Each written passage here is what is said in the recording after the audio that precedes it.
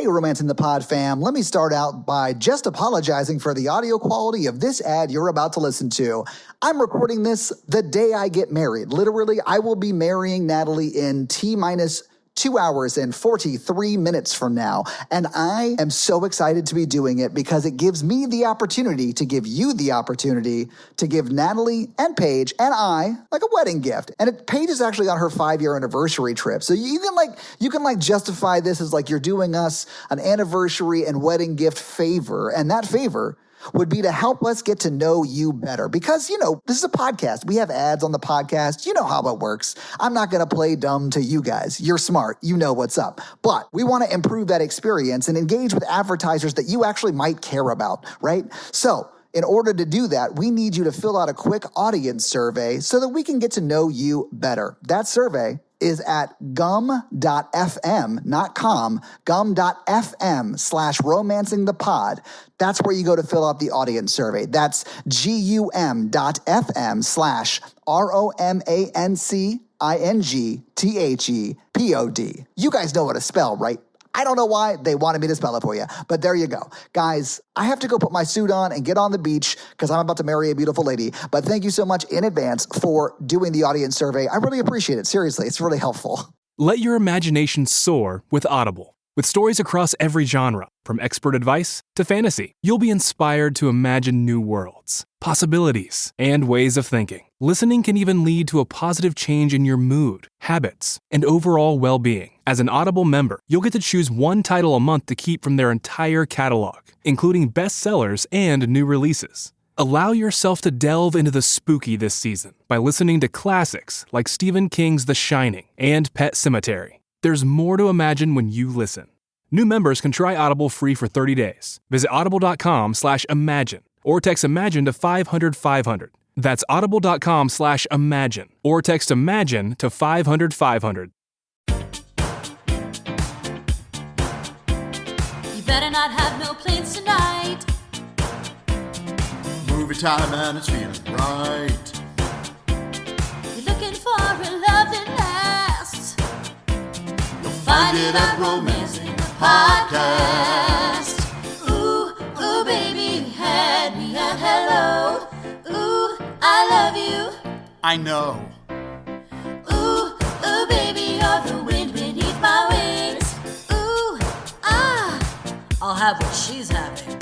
Thank you for tuning into Romancing the Pod. You had us at hello. I'm Paige Wesley. And I'm Todd Schlosser. And this week I invited on and we're recording this before it happens, but this comes out the day after I marry my wife, who was our guest. Oh, congratulations, Mazel. Hello. Let me be the first to congratulate us on getting married. Thank you so much for joining us. Thanks, babe. Congratulations. Good job, guys. And the reason I wanted to have my dear wife on the podcast was because, she also edits our podcast and has a lot of dirt on us. So we got to be nice to her. But we got to be nice. Yeah. But she loves the movie I made you guys watch. I do too. And that is Eurovision. Yay!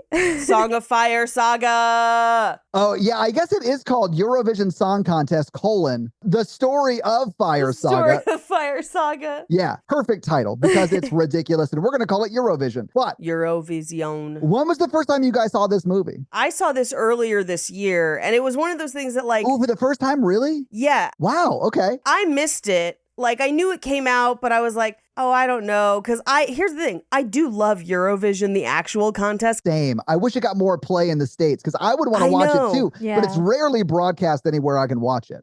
Sometimes in the last couple of years, it's been a little bit better, but it's at weird times and you have to like kind of keep up with it. And But I love watching the clips and stuff on YouTube like the next day or whatever. Yeah, me too. Because it's always unhinged. The songs that they do for Eurovision are unlike, I would say, any of the music in the United States. It's a weird mix of storytelling and techno. and I ain't mad at it. There was a metal band in the movie that was like Yes. dressed as like dinosaurs. Yeah. I know, and that was like a real entry, I believe, into Yes. the song contest. And any musician you see in this movie that is not one of our main lead actors is a former Eurovision contestant and or winner. Crazy. So like, I remember when this came out, I was like, I don't know if I'd want to watch a movie about Eurovision. I don't know if it could capture it. And then everyone was like, I don't know, it was pretty good. But like, it was in the middle of pandemic and it didn't quite get the, Yeah, it came out during the pandemic. Yeah. Yeah, that's when I saw it. Yeah. I mean, I think, babe, did we watch it together the first time? I watched it and then I made you watch it with me. Okay. So that's what happened. I made Jake watch. yeah. Okay. So my first time was probably your second or third time. Yeah. Well, and I actually think the first time I watched it was while you were recording in the living room. Oh, back when we were in the apartment. Yeah, oh, when we were in babe. the apartment. Because Natalie used to have to like stay in the bedroom when we recorded while I shouted against our shared wall in the apartment. It was so loud. So what were your first thoughts when you saw it? Like, I mean, I did not expect it to be as hilariously accurate Yeah. as it is, but also, and this I think was part of the reason I ended up watching it. It had been on my list forever. And Todd, you kept bringing up Dan Stevens as Lemtov. And I was like, I gotta see this. This sounds crazy. literally my favorite performance of Dan Stevens. Oh, It's my favorite. Incredible. So I was good. just sitting on my couch, scream laughing to myself. I was like, what mad geniuses made this film? If Lion of Love is available at a karaoke venue, you my are God. in danger of hearing me sing it. I'm a lion lover and I'm hunting for... Yeah, oh my God. On the savannah. I mean, those are the words. Like, we're not making that up. And when I roar, you know I'm done. Oh, you know I'm done. Oh God! But that's what Eurovision songs are like. Like Todd and I have a favorite one that's actually good by a band called Daddy Freyr, who is from Iceland, who won. I want to say the year after this movie. Yeah. There was one. I think at this point it's probably 2, maybe even 3 years ago. I might not be right, but they opened the song because their entire song was about recycling and green living. Oh, yes. Yeah, And yeah. the song opens with, instead of meat, I eat veggies and pussy. And it's one of the funniest things. Like, but then the rest of the song goes on and you're like, this is kind of catchy, but why are we singing about sorting the recyclables into the bins? Like, this is not typically a thing we sing about, but that is the Eurovision way of like, this is not just a chance to make an unsingable karaoke song, but rather this is a chance for us to have some sort of weird theme and then to have a song that is like vaguely good, where you're like, yes, the people singing this are talented. A lot of production and work went into this. This will never get consistent radio airplay, except for like, and there are exceptions, right? Like obviously ABBA, which we'll talk about in this movie because it's a historical moment in pop music. They also feature the song that did it. Like they sing Waterloo in the sing-along. Yeah. Well, and there are a bunch of songs like that Daddy Freyr song actually kind of got popular over here for a little bit, but that's much more of a pop song, just a regular pop song. What you think about me? Yes. I love that song. Let me just put a button in that really quick because that actually won the same year this movie came out. Yeah. It won a few months before because I think that was in February. I think it actually won on like the end of February, I think is when they won. And then this movie came out June 26th. Well, and weren't they Icelandic? Yes. Yeah. Yeah. Well, and then, so if you win, you then like do some of the announcements and stuff for the following year. So they covered Ya Ya Ding Dong as like a fun little like toss it back. That's amazing. Hysterical. But that is a generic pop song that managed to break through Eurovision. That's why it kind of got popular here. If you go on YouTube, Americans, I know we have a lot of non-US listeners. Yeah, who are like, of course we know about this. Of course we know about this. Americans, if you go on YouTube and look for a list of like 10 songs you didn't know were Eurovision songs, you will know one of those songs and it is Waterloo. It is Waterloo. And maybe Think About Things, right? By Daddy Freyr, yeah. The rest of the songs, you'll be like, I've never heard this song a day in my fucking life. Yeah. And they're like, it's so popular. And you're like, I've never heard of this. And it doesn't matter how many of them you click on, you will not find a ton of songs you know, America, because they don't make it over here.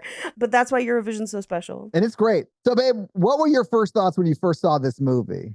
Oh man, it was super cute. I laughed my ass off when they were doing their performances and everything would go to shit. I was trying so hard not to laugh and to where you could hear it in the recording that you were doing for the horror version that day. Oh, yeah. As the hamster wheel is turning into the crowd. Yes, and the first one with the wings when he's like hanging down. Oh my God, I lost my fucking mind. It was so funny. I love how Will Ferrell refuses to not fly in behind her while she's singing the first part of the first verse. Yes. Like every time they try and do it, it fails. And he's like, nope. Every time. I need every time. The only time he doesn't start that way, a hamster wheel falls from the sky and he climbs in that shit and then runs that around in the air. Here's the thing I didn't catch until this time is the hamster wheels goes off the stage. And then if you look at the stage behind them, there are still acrobats and fireworks going as they're like climbing back onto the stage to finish the song. Well, and that's actually what would happen because they're on like a timing cue, you know, like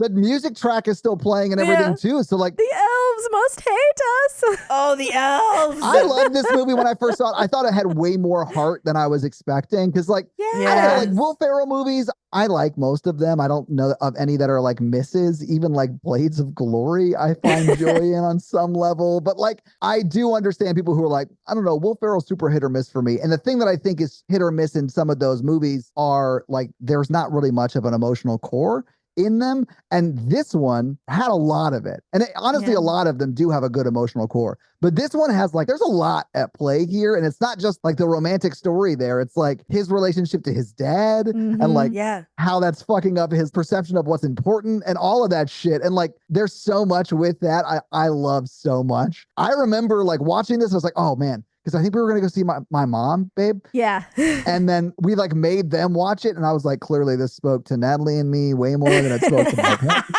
Oh, I have done that one before, yeah. But I liked it a lot. I get that this is not for you. But I like also, I love musicals. You know that. Like I love musicals so much. I still love Seven Brides for Seven Brothers, even though it's a terribly problematic movie. But like, Sobbing Women slaps. Like, that's a great song. Oh, God. Have your parents ever tried getting stoned and watching real Eurovision? Because I feel like that's the key to enjoying this movie. Paige, who's to say? Listen, maybe, I don't know. They were alive in the 70s and 60s, so maybe, I don't know. Maybe they were just ripped on lewds while Waterloo was playing. Ooh, Waterloods! I love that this movie doesn't really have a villain outside of our own self-esteem or goals. No, okay. Well, the dude, the finance dude from Iceland who tries to murder, and does murder people. Oh, sure. But the elves took care of that. With their tiny knife. Okay. He still killed like 20 people on that boat, Paige. He did. But he's only in like 2 scenes of the movie. He does get his comeuppance. But I feel like the movie sets up Lemtov as if he's going to be this other villain. And then you just end up liking him. He's really not. I really do love that. I do too. Because he's not really a romantic rival. Like, I think he does have a lot to offer her from a career perspective. Sure. Fabergé eggs, Pythagoras, can be arranged. Wi-Fi every room. Guys, if you haven't seen this movie, just the 8 to 10 Dan Stevens scenes are worth watching the whole thing for. Yes. He's really been killing it. He just keeps making weird shit. I love it. And he does it so earnestly. I know. And I think that's why I love the way he plays his character. Like, he genuinely likes and cares for, Rachel McAdams, and he doesn't even really dislike Will Ferrell at all. Like, he just doesn't think he's good for her career, which he is arguably very correct. Yeah, he is. But I also think that Rachel McAdams doesn't give a shit. Like, she is an amazing singer, but she really just wants to settle down with him, which I do think personally she has better options, but that's not for me to decide. Yeah. Much like I don't get to decide if a beautiful woman wants to spend the rest of her life with me, even though it's probably a terrible decision, babe. I mean, I feel like you can make way worse decisions, right? Absolutely. I have before. This is not my first marriage. Me either, babe. And honestly, I wasn't fishing for a compliment, but I'm glad I caught one. You're welcome. But I do think that this has the funniest kill in any movie I've ever seen. Absolutely. I scream laughed the first time I saw it. I could not believe that the movie did it, and I was instantly proud. Now, and here's what I will say. So this movie was co-written by Will Ferrell and Harper Steele, who currently have a documentary out where they take a road trip across the country. Oh, is that them? Yes, it is them. I didn't know so that. they wrote this together. And so, that is 40 plus years of friendship and sketch comedy going into the writing of this movie. So the fact when they brought the elves back around, I was like, truly, this is the pin. Like they perfect film. Great. Amazing. Agreed. Just the reveal of it all. Cause like he's strangling Will Ferrell to death. And like, I'm worried that you'll win. And Will Ferrell is like in his last moments thinking, oh my God, I might think we win. could win? This Eurovision. He has no conception of that he's about to die because I think truly he knows what's going to happen because he trusts the elves. But like, well, and I'm waiting for him to like fight him off. I know, but it tenses like the guy who's strangling like tenses up and dies, and you're like, what happened? And then Will Ferrell picks up a knife that's in his back, and he's like, what happened? And then over his shoulder, like quickly zooms in, or like not it zooms in, but like changes the focus. And it just racks the focus. So you can see, so you can see the door being shut on the small little elf house on the hill. You're like, oh my God, no way. Hilarious.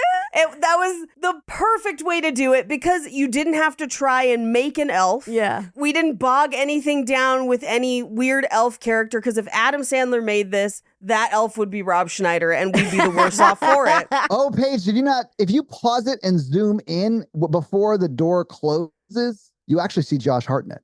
No shit. It's SEAL Team 1, Paige. They put God in this film? In the faculty, he might be a deity. But it's literally just that door closing and you just know, you're like, it was the fucking elves. And we never get to see them. It's just the Hold-a-folk holding it down. And like, I love it. And when I forced Jake to watch it, I deliberately did not warn or tell him about it. Me either. How did he take it? He screamed, like he laughed so hard. I was like, yeah. Can I tell you what happened when I showed it to my parents? What happened? I'm pretty sure my stepdad, Ed, looked up from his phone when the strangling started happening. And then immediately when the door got pulled shut and I was scream laughing, he went back to looking at his phone. Oh, Ed. This is one of my favorites to like if I'm going to show it to somebody for the first time to just not tell them about that part and wait. Yeah. Incredible. I did the same when my parents came to visit me a few months back. I forced them to watch Malignant. And I did not tell them anything about the third act. And never reveal the back door page. when the little back guy with the tiny arms came on the screen, my dad damn near jumped off the couch screaming. Perfect. But just like, what? No. And I was like, yes. Before we get into it, I actually have like from someone who was in a band perspective of this movie. And I think this movie does a really good job of showing you that like people are rubes. And I mean that sort of literally. Like they play Double Trouble like 4 times before they go to the Eurovision Song Contest and people shit on them. They're like, you suck. We hate your music. Play Ya Ya Ding Dong. Fuck off. And then in that first performance of Double Trouble at Eurovision, but I mean, before the second verse ends and like shit hits the fan. Before the hamster wheel goes off, everyone's is this good? Yes. Everyone's like, oh my God, this is actually really good. And people are like into it. And it's literally the same song. Like nothing changed at all. Yeah. Just like the context is different, Mm-hmm. And like, I love that they show that all of the things, because when they first get there, they are like, because Will Ferrell seems like he's like really obsessed with like making it the best possible and like getting everyone involved and everyone make it better, And she's like, let's just do what we do because it's good. It's good, yes. And that's what they settle on. So I like that they made the point of being like, no, it was always this good. Yeah. Right. And people just shit on it because they didn't have the right context for it. Yeah. When we were talking about Eurovision songs earlier being bonkers, I want to be clear. They're not bad. No, None they're of them all are good. bad songs. They're just not the way we typically do songs. So I think people have trouble connecting with Eurovision sometimes because they're like, this isn't what I'm used to in music of this style. But like the people performing are good. Yeah. Oh, yeah. Like I've never seen a bad, like an objectively bad Eurovision performance. I've just seen them where I'm like, I don't know why they made these choices, but boy, is it great. I don't know why this guy looks like he's wearing a raptor skull, but like I'm into I it. fucking love it, man. I fucking love it. I'm not even making that up. No, I know you're not. I think one of my favorite like viral videos I've seen from the Eurovision Song Contest is that one from Iceland that won, the Think About Things. Yeah, because it's so very fun. simple and they're just very fun and silly. And a lot of them have that vibe. They're like, hey, we love making music, but we don't take ourselves seriously. And like, I love that vibe that a lot of the performers seem to have. Anyway. Let's talk about this movie. Yeah, maybe we should just like go through this movie scene by scene. Yay. We open in Húsavík, Iceland, April 6th, 1974, a very important time in both Eurovision and pop music history when ABBA chose to make an uncommon choice at the time based on new Eurovision rules. Now, previously, you would sing in your home country's language, but then they changed a rule to say that anyone could sing in English if you wanted to, because they were going to be broadcasting it more widely. And so ABBA chose to sing in English. They were one of the few bands that did. Oh. And Waterloo went on to be a massive hit. You know, Sweden goes on to be a like huge power player in the pop music industry for both some musical reasons that they like, you know, invented, but also they get really good at lyrics, even though they're writing in English. And I kind of have a theory. I think part of it is for native English speakers, I think sometimes we get bogged down in the meaning of songs, but songs don't have to make sense to be catchy. Case in point, Sabrina Carpenter's Espresso is super famous right now, and that song don't make a shit lick of sense. And you know what? Stuck in my head all the time. Like, it still works. It still translates because it is kind of that melody that is truly the driver. We had a conversation about this in our Crazy Rich Asians episode page because that was indeed. Like, what's more important, melody or lyrics? And I think because that soundtrack slapped and everything melody. Was in Cantonese and Mandarin and it was great. They just write really catchy melodies. Like they know how to do it. I don't know why, but they're good at it. Yeah. And it's probably honestly like 9 people who just happen to all be from Sweden who will like write all of our pop music right now. It's way more than 9. And again, I know I recommended this on last week during Mamma Mia. But the documentary on This Is Pop about Scandinavian songwriting traces it from ABBA to modern day. And there's like multiple studios there that specifically work in pop and also rap.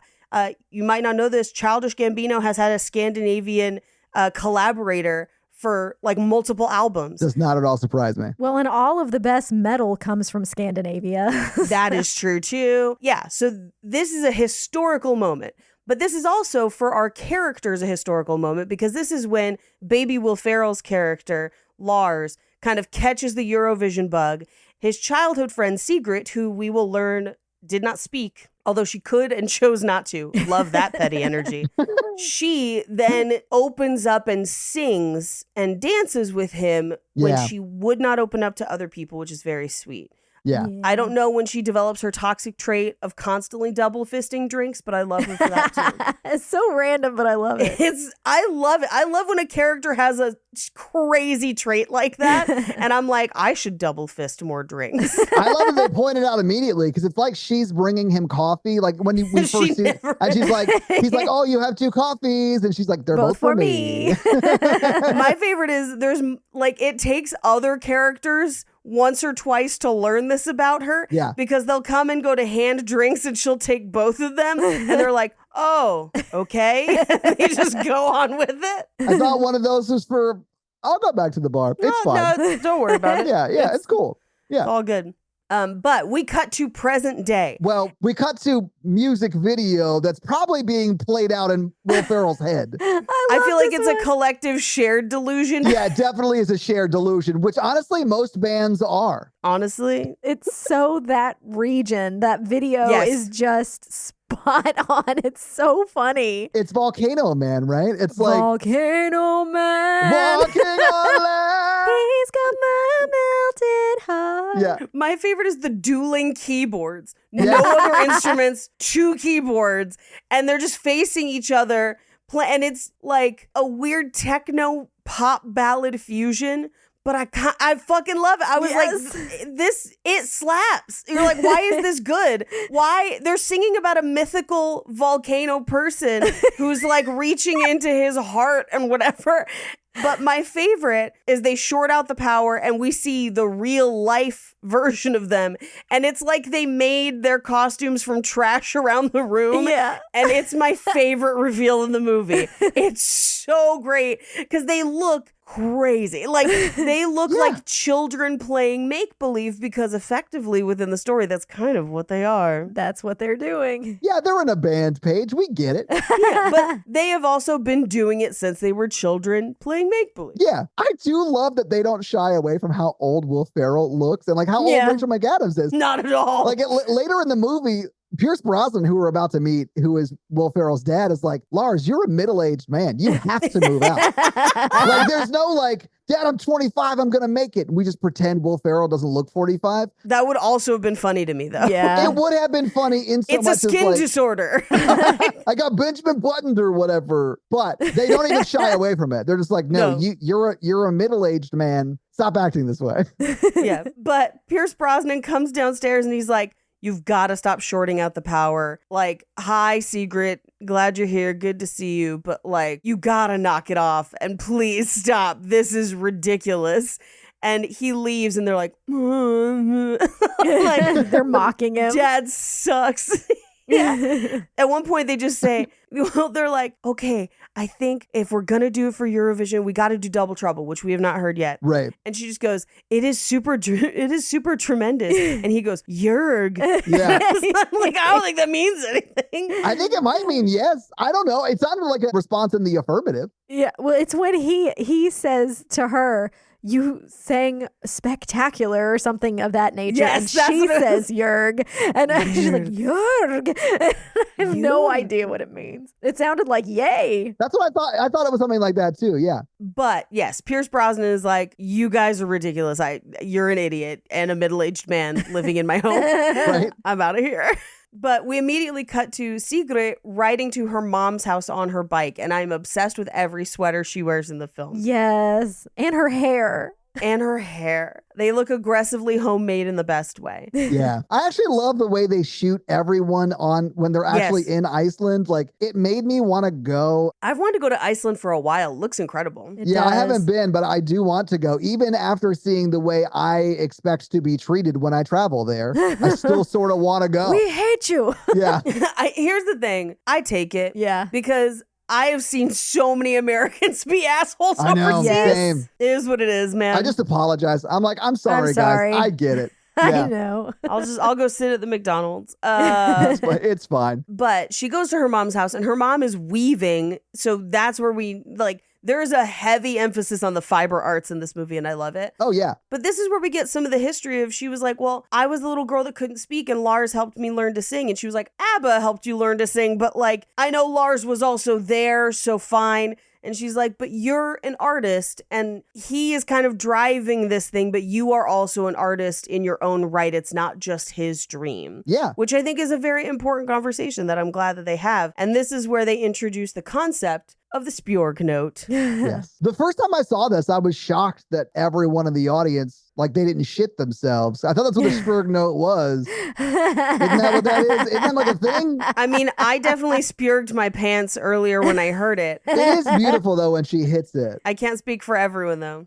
Oh, yeah, gorgeous. Well, and honestly, there's a professional singer who's singing Yes. 100% of the time. Rachel McAdams is singing. Yes. And not when Will Ferrell is singing, which I actually sort of enjoyed. And I feel like it sort of makes sense in the themes of the movie too, because he is not really the artist. She is. He's like the ambitious part of the band. And he does write interesting, sort of catchy songs. I mean, he writes very Eurovision songs. Yeah. That is for sure. He does write the kind of music that someone who's been obsessed with Eurovision since 74 would write, you know? Yes. But like, she actually writes that song at the end is like, she wrote that song. Right. And it's like crazy good. I mean, it was nominated for an Academy Award. It is, because it's beautiful. And it's really interesting because it in itself is also a very Eurovision song of like a sweeping ballad about your country. Like that very much is a Eurovision thing. And then singing in Icelandic instead of in English for like parts I cry of it. every time. I know.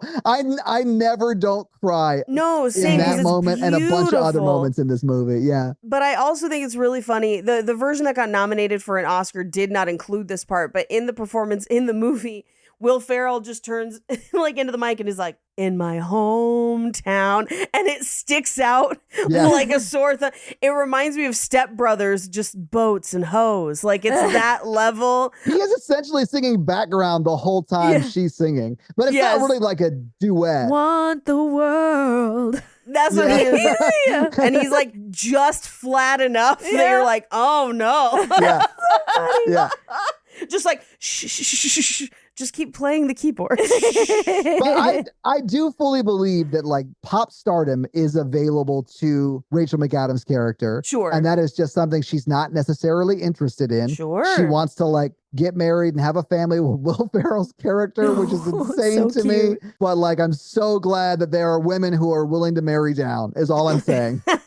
As someone who is currently benefiting from that. No, you're ridiculous. She didn't want to leave her hometown. And I feel like these early scenes, because in this very next scene where we establish the like, I'm checking you out, both coffees are mine, where we learn that he's a meter, like a meter person, like a parking. It's a meter man, Paige. Meter man. He's a meter man. Meter man. He is parking enforcement. Who, if you listen to Cult Podcast, you know how we feel about parking enforcement. Love them, right? That's what you say? No, Armando briefly ran for mayor of Los Angeles on the platform of fuck parking enforcement. I didn't know this. Yeah. Turns out you can apply to run for mayor and it's not that expensive. Okay. You just can't stay in the race the whole time. You got to eventually drop out. But they're also flyering for their band. Convenient. Yeah. But this is where she is like, our hometown is so beautiful.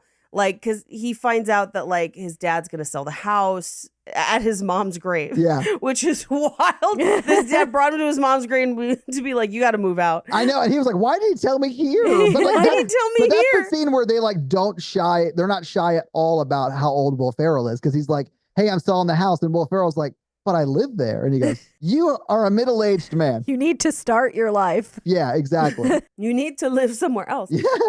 I need to smash your soon-to-be wife's mom. Like that is, they end this movie as step siblings and possible siblings. I could not wait to bring this up. It's at least step siblings. It's definitely step siblings and it's possibly half siblings. Yes. Okay. I'm definitely not your sister.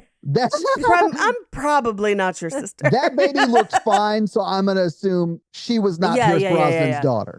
Well, and he does say that she never liked me. She never spoke to me or wanted to have anything to do with me. So I would assume that they did not have any sort of sexual congress until afterward. Yeah, I would assume too. And Sigrid always maintains through the whole movie that they're not related. Siblings. Yeah, because she wants to smash Will Ferrell. Yeah, possibly. Yeah. Possibly. The joke around town is that Pierce Brosnan is so handsome, he's probably fathered most of the children on the island. Yes. That is the joke, which it is played as like it's a joke around town, but there might be an element of truth to it. Like when they say it in the bar later, those kids like look around, like it cuts to the kids and they're like, do I look like him? Tell me, do I look like him at all? That guy right there.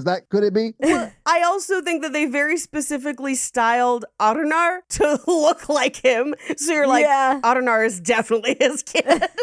Like, there's no way he's not. There's no way Arnar is not like 0014 is what we're saying. Right? Yeah, that's what I'm saying. Well, he's a character on The Witcher, and he's really good on The Witcher. But yes, in this, I think he is potentially related to Pierce Brosnan. And you know what? Is it possible that Pierce Brosnan fled to Iceland after the events of September 11th, 2001? Who's to say? Who's to say? I honestly think he's to say, and he should come on and answer for his possible crimes. Somebody should be asking these questions. But she meets up with him when he is handing out parking tickets. Yeah. And he tells her that he has to move out. And she's like, well, but that's fine. Because like wherever you go, you'll still be in Husavik, our hometown. I love it here. Our beautiful Husavik. I love when she says that. Those two whales pop up and in unison like spin and fall down. And then it cuts back to Will Ferrell and he's like, I guess. it's fine. Which I do think it's funny. Like I've talked to people who have grown up in like San Diego or like these really nice like tropical-ish or like nice locations that like everyone's like, man, you gotta go. The weather's amazing. When I was in San Diego talking about how the weather was terrible in Nashville, they'd be like, I don't know, man, the weather here is not so great. And I'd be like, what are you saying? Because it's always the same for the most part. I know. It's like 65 to 74 all the time. When I first moved to San Diego, I legit went to brunch and we were sitting at brunch and I overheard the couple behind me and the guy was like, I don't know, man. It looks like it might get above 72. And if it's above 72, we can't take the boat out.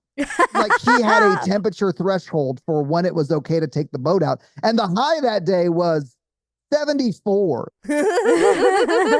It's just people taking for granted what they grew up with. You know, that's all this is. Yeah, you're used to it. So it's like, you know, really? You care about that? Okay. But clearly Rachel McAdams' character knows how special where she grew up is. Right. Even though she may not have traveled that much. I don't actually know if she has or not. I don't think she has. I think Me she just either. loves it there, which is fine. I think she has great reason to love it. Like, yeah. But I think that's why she writes such a touching song because it is really an homage to like mainly her hometown and wanting to share that with Will Ferrell's character. Yeah. Right. Who is so concentrated on doing more and better and getting out of where he is. So that it's like opposite. Yes. I don't know any woman that can relate to that. Someone who's like a workaholic, who's like really ambitious and What like nothing's the fuck ever is enough that for them. like? Who could ever do that? Anyway. Anyway, as they're handing out flyers and parking tickets, who should show up but the best character in this movie, Olaf, who is just like, what is this? He's like, Fire Saga's playing. He's like, I don't care. Like, I don't want to go. And they're like, okay, well, we'll see you. And he's like, I'm not taking this parking ticket. And they're like, well, we know where you live. You will ultimately have to pay the ticket. And then he like crumples it up and is like, he's like so aggressive in a way that is like, honestly, a little good natured. Like it's hard to explain because he is yelling. Like every time you see him, he's yelling. Yes. But it doesn't feel like he's going to get up and be violent. He's just very grumpy. Yes. He's like grumpy and unhappy. He's like a curmudgeon-y 28-year-old man. Like it's a weird vibe. Have you ever watched an interview with the actor? No. It's one of my favorite things ever because he's like the most mild-mannered and he's like, I don't really know why people find it that funny. And you're just like, what? That's so funny. Because they had him go and announce at Eurovision for Iceland like the next year. And he like demands that they play Ya Ya Ding Dong as like a bit. It's the only thing that makes him happy. That is very funny though. I love that. Yeah. But this is where he's telling Rachel McAdams like all the things his dad said to him. She's like, no, I'm sure he didn't mean that. He said, no, I definitely mean it. You've wasted your whole life. Yes. Well, maybe he was drunk. You might think I'm drunk, but I'm not. I'm serious. It was very fun. It was great, yeah. But we cut to their gig that night at seemingly one of the only venues in town. Yeah. It's the only venue we see in their town. And they do it like their town is small. Like it's not a very big town. Yeah. I don't know how big Reykjavik is even, which is I think probably the biggest town That's in the capital. Iceland. But Yeah. I don't know that it's the biggest, but I assume it is because it is the capital. Yeah.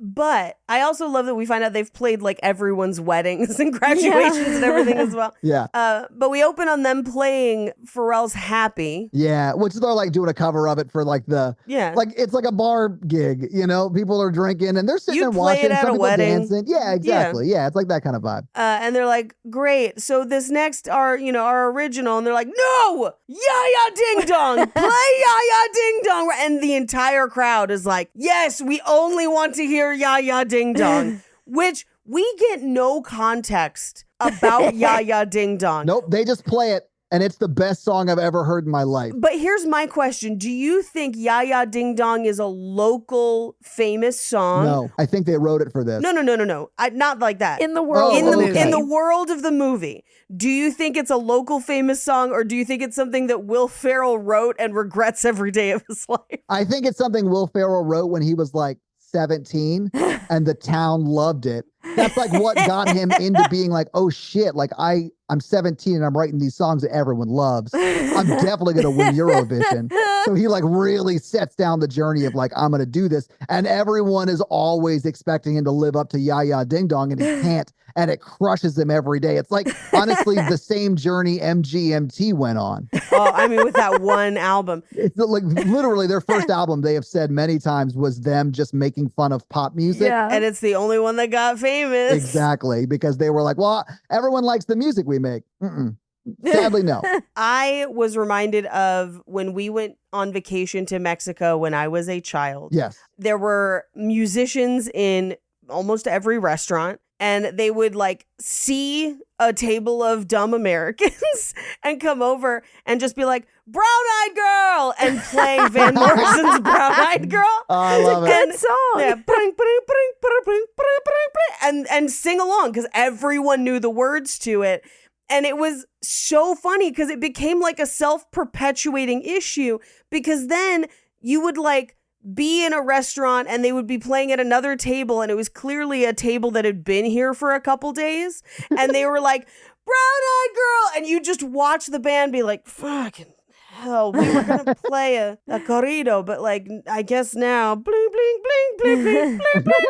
And I must have heard Brown-Eyed Girl 20 times in like 4 days. I grew up with my dad singing that song. As someone who grew up playing like cover gigs and stuff like this, anytime you try and switch it up from like Living on a Prayer to like one of your original songs, the audience will react like this. Like, no, play Friends in Low Places. This is Second Avenue.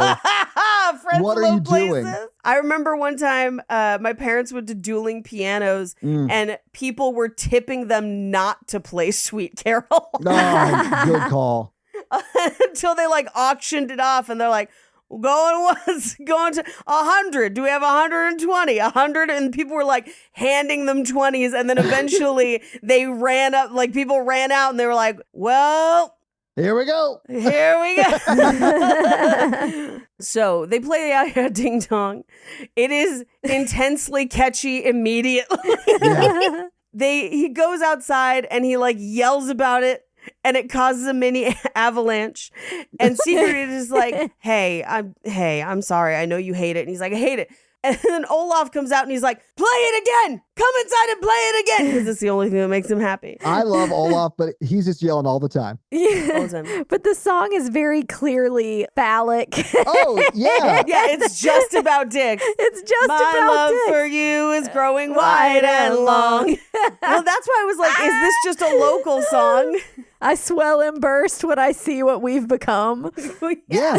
It starts, I'll just read it, guys. Oh, yes, please. When I feel your gentle touch and things are going our way, I want to spill my love on you all day, all day. All day. And then it's like, Ya Ya Ding Dong, my love for you is It's growing wide and and long. long. Ya Ya Ding Dong, I swell and burst when I see what we become. And then Ya Ya Ding Dong, come, my baby, we can get love Come on. baby, we can And get then again, love Ya Ya Ding Dong, when I see you, I feel like ding ding dong. But this is what I mean. That also sounds like something that would have been a weird bar hit for Yes. 40 years. Yes. That then just, it became the thing that you played every time. It's the brown-eyed girl at weddings. Will Ferrell is a middle-aged man. Like, he could have written it in his youth. Yeah. That's true. Yeah. He still could have written it in his youth. It's like Radiohead with Creep. Oh, yeah. Like, I'm glad we wrote it, but I hate the song now because I have to play it every time I play.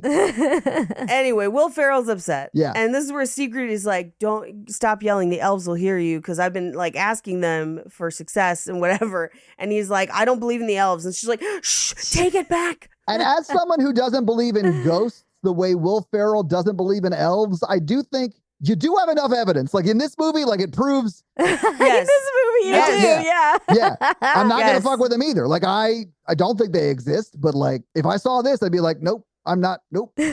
Love elves. They're the best. I do love that he's like, if we're going to win Eurovision, it's not because like of elves, it's because we wrote the perfect song. And she's like, and elves. And elves. Like, but that and elves.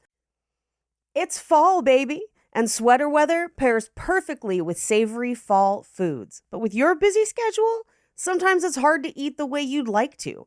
That's where Factor comes in. Let Factor handle it for you. Their chefs do the shopping and the chopping to bring you fresh, never frozen, fully cooked meals right to your doorstep. All you have to do is heat and eat. All of their meals are dietitian approved, so you know you're getting the nutrition you need along with the fall flavors you crave. And it's fall. You've got tons of things going on outside the kitchen. Jake and I have a million places to be. A pumpkin patch, a graveyard, probably a seance somewhere. Doesn't matter. Keep your plans and turn to Factor. They deliver fresh, nutritious, chef-prepared meals so you don't have to cook. I know you want to stand over a cauldron because it's Halloween, but don't if you don't have to. They're ready to eat in just 2 minutes. So try out Factor meals with our exclusive Romancing the Pod code. Head to factormeals.com/romancingthepod50 and use code romancingthepod50 to get 50% off your first month and 20% off your next month. That's code romancingthepod50 at factormeals.com/romancingthepod50 to get 50% off your first month plus 20% off the next. Worried about letting someone else pick out the perfect avocado for your perfect impress them on the third date guacamole? Well, good thing Instacart shoppers are as picky as you are. They find ripe avocados like it's their guac on the line. They are milk expiration date detectives. They bag eggs like the 12 precious pieces of cargo they are. So let Instacart shoppers overthink your groceries so that you can overthink what you'll wear on that third date. Download the Instacart app today to get free delivery on your first 3 orders, while supplies last. Minimum $10 per order. Additional terms apply. We cut to Reykjavik, where the Eurovision committee in Iceland is picking who they are going to submit. But they have to have like 12 that they then choose from. But they already have, I think her name was Katarina. Yeah. It's Demi Lovato, though, right? Like it's played by Demi Lovato, yes. But they have Iceland has a pop star in residence, more or less. Yes. So like, they have their, quote, winner, but they are maybe required, but maybe not, but they're still doing like a Iceland competition. Right. It's like when you send Miss America to Miss World or whatever, you know, like it's like that. Right. It's like the prelims to go to Eurovision. Right. And they need 12 people to perform, and there just aren't that many bands. Right. So they're like, well, we have 11 that are great. We have our one we're sure is going to win. So let's just pick one out of a hat, more or less. Yes. And that is Fire Saga. And that is Fire Saga on cassette. On cassette. Yeah. But yes, Katiana is the name of the pop star, played by Demi Lovato, who Demi Lovato has an incredible voice. So it's great for even just the fake song that they have is a hilariously like perfect Eurovision song, but also good. Yeah. I love that they turn out to be a terrible ghost. Just that very they unhelpful. never get there on time. Yeah. It's incredible. When they show up again, I was like, wait, what else do they have to say? And then Will Ferrell's like, did you not keep up? Like that already happened. And they're like, oh, okay, well, good luck. I'm just She's like, not what? a very helpful ghost.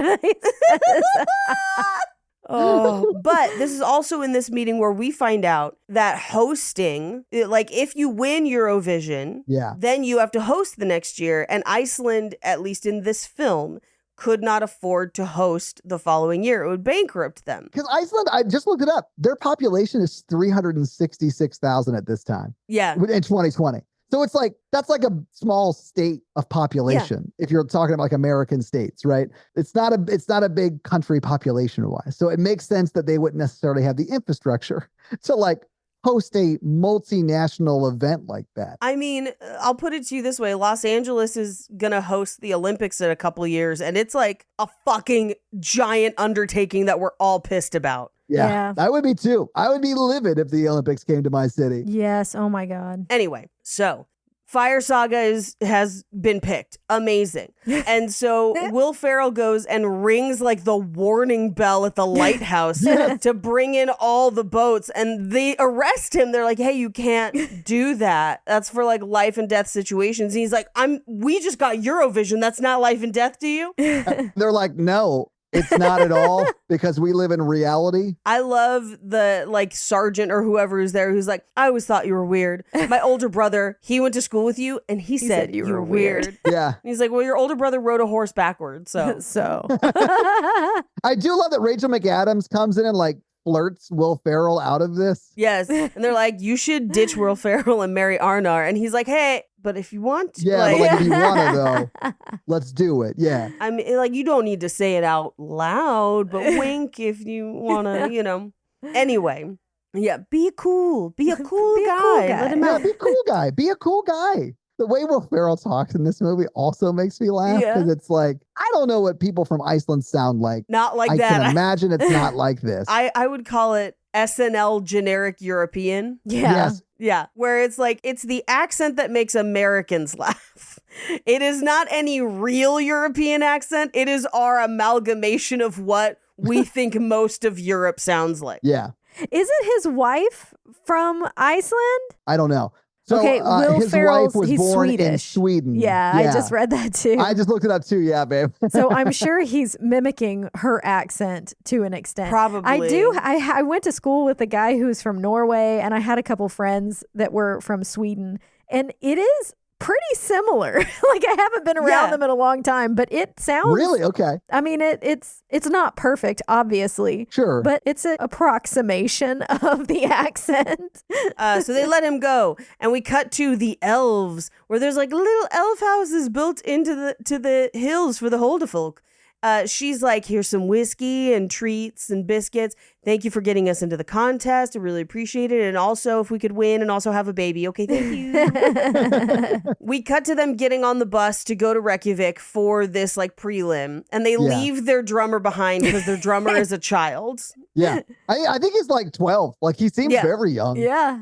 They said he got his first armpit hair. Yeah. Yes. And he was like, yeah, no, all of my friends say this is kind of like real shitty. It's going to be an epic shit show. Epic shit show. I'll just stay home. Yeah. So they get to the prelims and she's very nervous. And he's like, this is crap compared to actual Eurovision. It's crap compared to Euro. I do love that he's pretty much wearing a white wetsuit. Like, it's just like really tight. He's shoving like a sock into his crotch so it looks bigger. And then she's like, oh, should I do the same? And like, draw attention to my groin area as well. He's like, yeah, like Camel's always plastic or whatever he says. It's very funny. Well, and I love that they're going on right after Katiana. Yeah. Where it's almost like the people who made the show list was like, we know they're not gonna put them in the place where they look the worst. Yeah. But they get an invitation to a boat party for all the contestants. Important to sprinkle in just lightly in this scene. But yes, as he's stuffing his junk, he starts to get nervous about the show. So he's like, I'm gonna go check on the lighting. And she's like, okay. Because he sees his dad in the reflection of the mirror who's like, you're never going to do anything and you're going to fail. And he's like, no. But as he goes to check the lighting, he doesn't realize how far along they are in the show and they're about to go on and he can't get back to the stage in time. Well, he's just an idiot, really. Because he like goes up and talks to the lighting guy about lighting cues during the show when he has to be doing lighting cues for Demi Lovato's character. I don't know their name in the movie, but because the show's going on, you idiot. Yeah. And the lighting guy is like, are you crazy? And he goes, no, I'm not crazy. Why do you ask? A person who's currently doing a job for a live show? It's insane. Anyway, it goes really bad. Yeah. Because he doesn't get there in time. So she has to she sings and then she stands through his portion and just kind of lets the music play. And then he finally gets up there. And for the chorus, they're going to be in this elaborate harness wing thing. And his breaks. So he's like hanging and then ultimately falls onto the stage straight on his back. The thud he makes when he hits the stage, you can just feel the air escaping his lungs. Amazing. But he falls. And then as he's on the ground, he just yells out, commercial, please. But everyone back home in Husavik is ashamed.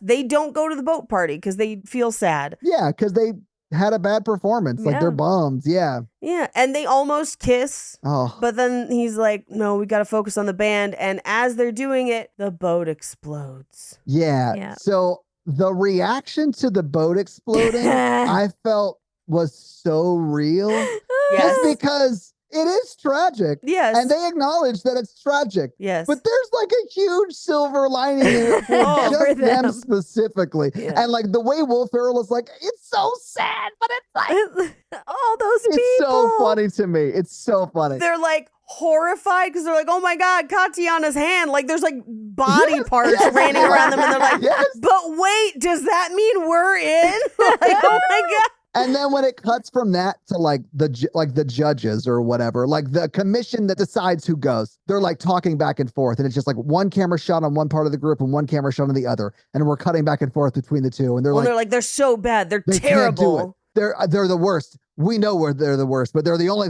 ones we got. But they're so bad. They're going to make us look so bad, but they're all we have. And then like literally there's no cut. It just like zooms out a little bit to reveal that Will Ferrell and Rachel McAdams were standing there to hear them talk about how shit they were. And then they still get to go. And just smiling. Yeah, they're thrilled. They're like, isn't it great that everybody died? Because we get to go now, right? Yeah. That's all they care about. And by they, I mean Will Ferrell. Rachel McAdams just wants to be where Will Ferrell is. Yeah. She wants him to achieve his dream so that they can then be together. Yeah, so that the elves can give them a baby, which might be a changeling. Beware of the elves. I'm going to trust them because they saved my life, Paige. But that is like a double-edged sword though, right? Because like, you can't not live your life because someone else hasn't achieved their dream. And also, is that person the kind of person that once they achieve that, if they do, is that going to ever be enough? Will anything ever be enough for that person? Not me, but like that person. Yeah. We'll find out. And this is one of the one of the very, very few problems that I have with this movie, because yes, it is a rom-com. It is about them being in love. Yeah. But there's also a part of it for me that I'm like, I really don't like that they end up together. Oh, really? I love it. I love it. I feel like there are some toxic patterns that have not been addressed, and it does not bode well.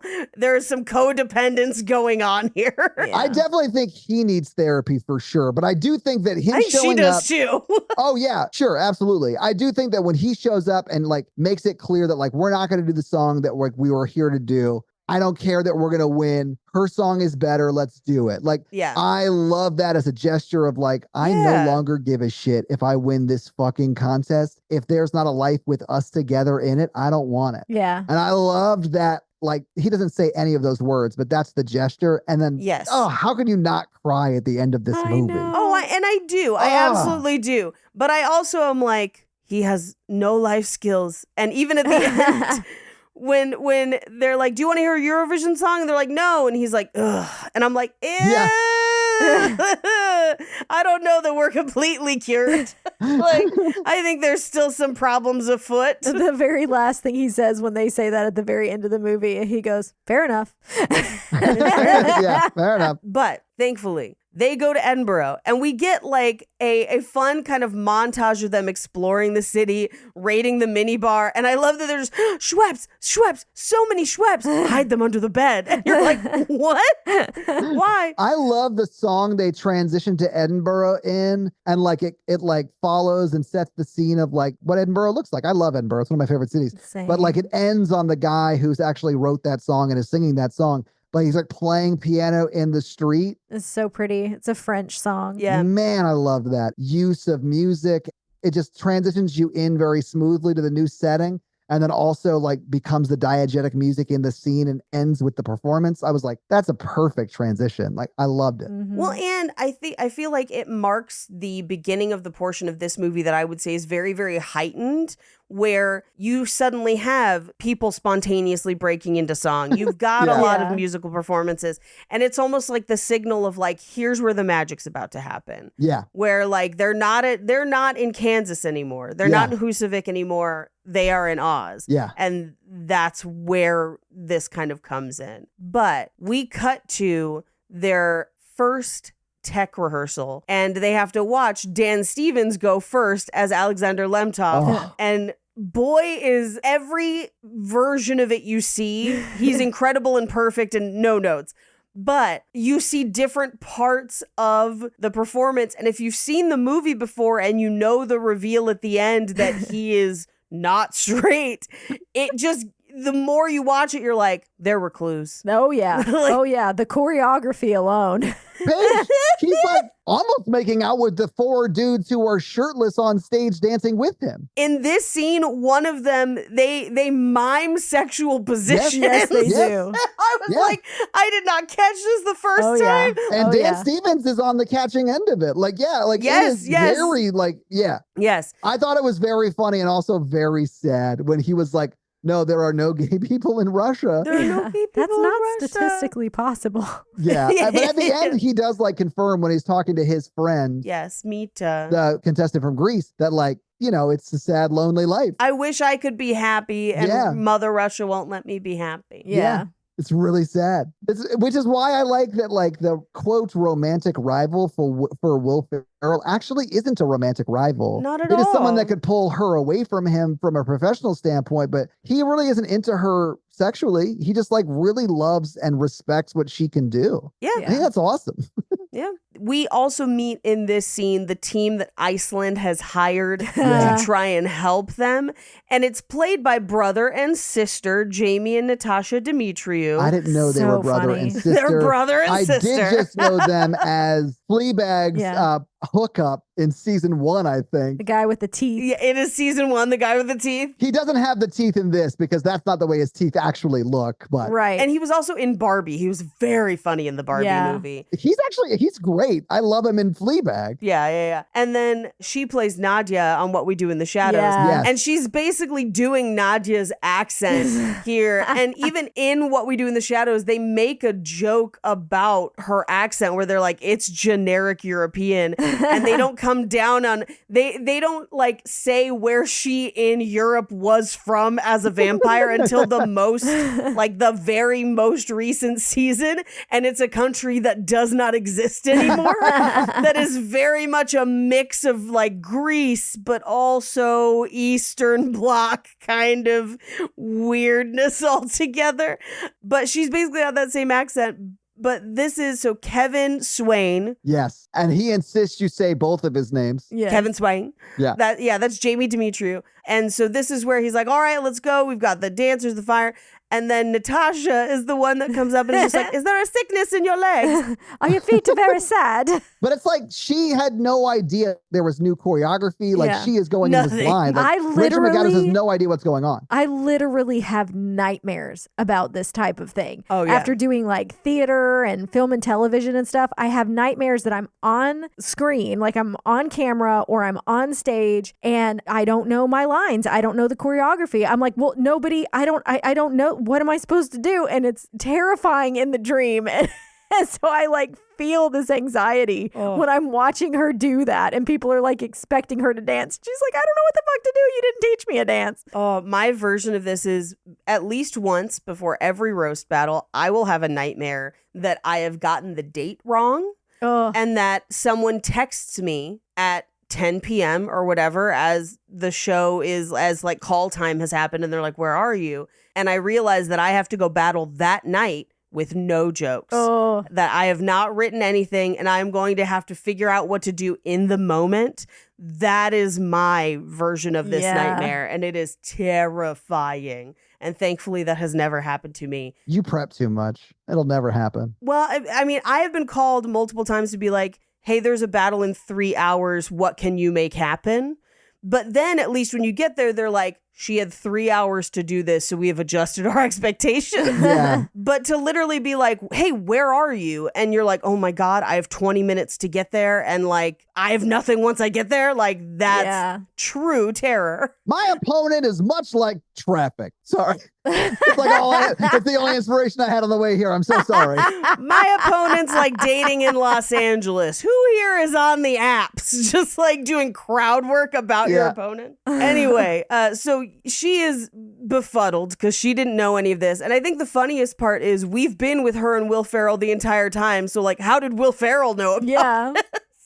We didn't see him prep it either, but he's like, I got it. I just think she missed an email or something. Like, I don't know. Like, 'cause it does seem like Will Ferrell's on the same page with everybody else. Yeah. Except her. But he's also with her the whole time, which cracks me up every time. Yeah. But then we cut to Reykjavik and they're like, oh, we're still in last place. And the guy who murdered all those people on the boat is like, great. Well, is always next year. Yeah. We cut to their music rehearsal where they have gotten a new mix and it's fresh, and it's got the flow because of Kitty Cat Fancy. I love this though, because it's like they're there now and Will Ferrell is not confident in his song. Right. So he is reaching out for all of the help that people think and people are telling him that he needs. And it like does make the song sound worse. Yeah. It is busier. Like Rachel McAdams is saying it. She's like, I don't necessarily hate what you've done. It just clutters it up. It's too busy. There's too much going on. Not to quote the movie Amadeus, but like there's only so many notes the king can hear. You know what I'm saying? Like it's too much. Right. And then that's when Will Ferrell's like, but it's fresh and fly, cuz, or whatever. He's talking like the other guy. It's fresh, cuz. Yeah. But that's when Dan Stevens comes in and invites them to shindig at his palace. I can't even do his impression. That was bad French. It'll be a crazy, sexy time. It'll be crazy, sexy time, yes. What is it? Yeah, this is a shame. Everyone will be there. Smash up party tonight. Be my guest. You should know better than anybody. I cannot do. I can't even do a southern accent, really. It always ends up Australian. It's so bad, and I don't understand where it comes from. Natalie's been in like movies and like can do many different accents. So it's like, it's wild that I have no ability to do that. What I think is crazy is that you cannot do a southern accent and you've lived in Tennessee. I could do it for a bit. And like everything art to Australian. Okay, I want to hear it then, because I don't think I've ever heard you try to do a southern accent. All right, all right, all right. Okay, That's no just Matthew McConaughey. No Damn McConaughey. it. Shit. Okay. Darling, I can't Are really, you from Savannah? What the darling. fuck? Well, you didn't say where in the South, babe. Come Baby, on. you are from Nashville, Tennessee. Why can't you turn it on like this? She can turn it on. I can't do that. You can't do that at all. Oh, yeah. I mean that's the Nashville one. I got really good at Dallas because Dallas. if I go see Jake's family and if I'm around town, I can pretend to be from Dallas. I can't do Jake's hometown accent because I don't understand it or speak it. Jake has to translate for me a lot of the time. I don't speak the dialect, but I can get a little bit of Dallas in the back of my throat. Oh, that does sound kind of Dallas. Yeah, I can hear that. I saw him up at the Walmart the other day. Yeah. Like, but it's more proper Dallas as opposed to like in Jake's hometown. It's like, and I'm like, what? Oh, you're close to the Louisiana border with that. Yes, Yeah. well, it's full swamp Texas. Yeah. Yeah. You never go full swamp. Because if I don't use an accent, they'll be like, where y'all from? Where y'all from? I'm like, California? Stupid. Tell me something to say and I'll try and say it in Southern. I love the movie Eurovision. I love the movie Eurovision. That just sounds like Matthew McConaughey. I know it sounds like Savannah Southern. It sounds like I can't. I do declare. I darling. do declare. I do declare. I can't. I'm terrible. You can't even pull in a, well, I believe what it says there on the Alamo Dome. We are all winners. You know, like, but Nashville's a little more like, I can't. you know, like Reba. Damn, Paige, you're pretty good at it too. I'm pretty good at Y'all it. can eat dicks. I wish I could do it. It's one of those things I cannot do at all, and I wish I could. I should be better at Russian. Well, you can't all be on Dan Stevens' level. I know. It can be arranged. It can be Well, arranged. yeah. It's Fabergé, Tiger. It can be a ring. Be a crazy, sexy time. But that's what he's saying, because it is going to be a crazy, sexy time at the party he's inviting them to. Yeah. And then he leaves the room because he's like, oh, I thought that this was the room I was supposed to be practicing in. Sorry. So he leaves. But Will Ferrell is like saying he doesn't want to go until Yes, Dan exactly. Stevens says, oh, well, you know, all the best people will be there. And so then Will Ferrell is like, oh, well, if the best are going to be there, then we will be there. No question. He's like, oh, it's a networking opportunity. I think it was more like, well, we're the best, so we have to be there too. I see think what it's you're saying. both. Yeah, I think it it's is definitely both. that too, babe. Yeah, for sure. But we go to the party where we do get a moment with Dan Stevens where they're like, are these ancient Greek statues? Yes. I love the Greeks. Because it is just showing like, I don't know, maybe like belly button down. And it's like dick. It's all dick. It's like a partially erect penis. Yeah, it's like a half. semi. It's a halfie. It's like a semi. He's like Yeah. rocking a semi. It's a not semi. fully flaccid. It's not fully hard. Not too hard, not too soft. Yeah. How dare you bring Goldilocks into this boner? Oh, that was Boys to Men, but Oh. via Not Always too Sunny. hard, not Yeah. too soft. And they're not ancient because they all look They like look like him. Yes, I love that. He's like these ancient Greek statues, and they're like, but are you sure they're ancient? Because they look just like you. And he's like, oh, I do see a resemblance. Yes. Very handsome men. Yeah, very handsome. Very handsome. By the way, I sound nothing like Dan Stevens does when he's doing that impression. No, I don't know what you sound like. I sound like your husband, babe. Okay. Boom. I'll take it. But we kind of have like a little meet cute around this party where we meet Mita, who's from Greece. We see a lot of the other contestants like the Wonder Four. Yeah. Mita becomes sort of a main character for the next little bit. Yeah. Like we see her to the end of the movie. But everyone else is just like they're performers. And a lot of them actually were or are performers, you know, like they're Eurovision people. They're Eurovision people. This reminds me of in That Thing You Do where you meet the Playtone stable of talent and then you see those people once or twice, you never see them again. Yeah. But this is the entry point for the Americans who don't know Eurovision to get some information where he's like, everyone hates the UK, so they're going to lose. That person is favored to win, but they should ditch the rest of the band. And he's like going around and like dishing it out. And you're like, oh, okay. All right. I'm learning the rules a little bit. Those people are bad, but they're not as bad as you. Right. But this is where they start a song along because sing along would be the American way to say it. Yes. And they're like, this is not that. A song along, which is a huge song medley, which is basically as many former Eurovision people as they could get in a huge song medley. And it is fucking incredible. And it's Waterloo. Oh, well, they end in Waterloo, I guess. They end in Waterloo. They do like 6 songs. Yeah. It's pretty great. Like, I mean, I love musicals, and this is probably my favorite Will Ferrell musical, but there are enough that you need to number them. I didn't think about that, and then I was like, you are right. Paige, I'm going to find a way to make us do Spirited, which is a movie that technically it has a romance, I guess. And it Will Ferrell falls in love, but it's so much bigger than that. It is. I don't think I've seen that one. It is a Christmas movie with Ryan Reynolds, and they're singing the whole time, and it's like crazy good. It's like an adaptation of A Christmas Carol. It's a twist on Dickens. It's a twist on it, yeah. I watch Spirited at Christmas time the way I watch Eurovision all year round.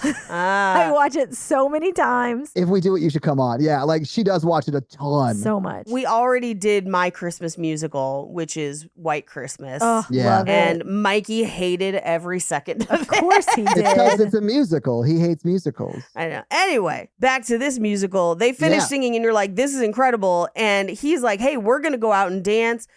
So she should come with me, and Mita, you should hang out with Lars. And it does definitely seem like they are trying to separate them for nefarious reasons. Do you think they planned something out? I mean, maybe they did. I don't know. It seems like they're working together, but I don't think so. Having watched it multiple times, I think Mita was into Lars. Yeah. For some reason. And he just, isn't into her back. The problem with Lars isn't that he doesn't love her. It's that he can't also do something other than Eurovision. Right. He has like one track mind, singular focus, and there's no room in his life for love, which is insane. Right. But he does love Rachel McAdams. Yeah, he does. Yeah. And so, but she ends up going out clubbing with Lemtov, aka Dan Stevens.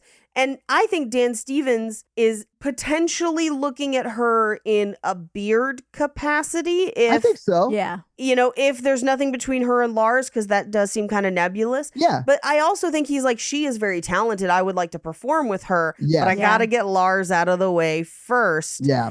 And so I think they might have their own motivations and they just happen to serve each other, if that makes sense. Yeah. Yeah, I think so too. Yeah. But we see her constantly double fisting again.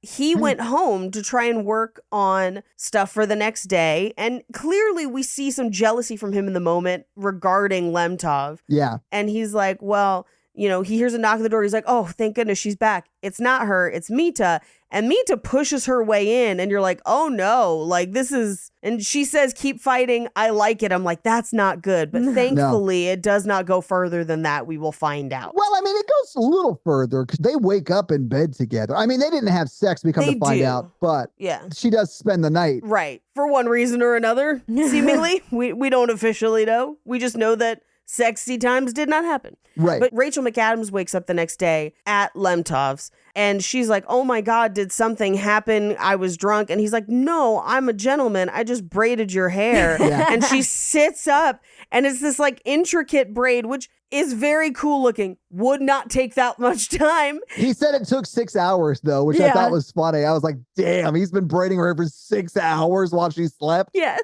And he is like singing, kind of humming her song because she sings in her sleep. She's like, oh, I haven't finished it yet. And he's like, well, will you sing it with Lars? And she's like, probably not. But like, he's been my partner since childhood. And that's why we sing together. And like, I can't imagine singing with somebody else. And he's like, okay, but is it anything else outside of that? She's like, I love him, but we got to win because then like he can't concentrate. And he's like, well, what if you don't win? And she's like, I think it'll be fine. He's like, are you sure? And he's like, because you have talent and win or not, you could come travel with me. And he's like, on a sexy island, come think about it. And he's asking because like he thinks she's great. Like he does like what she does. He is like concerned for her career, I think. And I don't feel like he is like doing this for his own gain in this moment. I think he's like, listen, I realize you think he can't move on if he doesn't win. And I am also in this contest and you're not going to win. So like,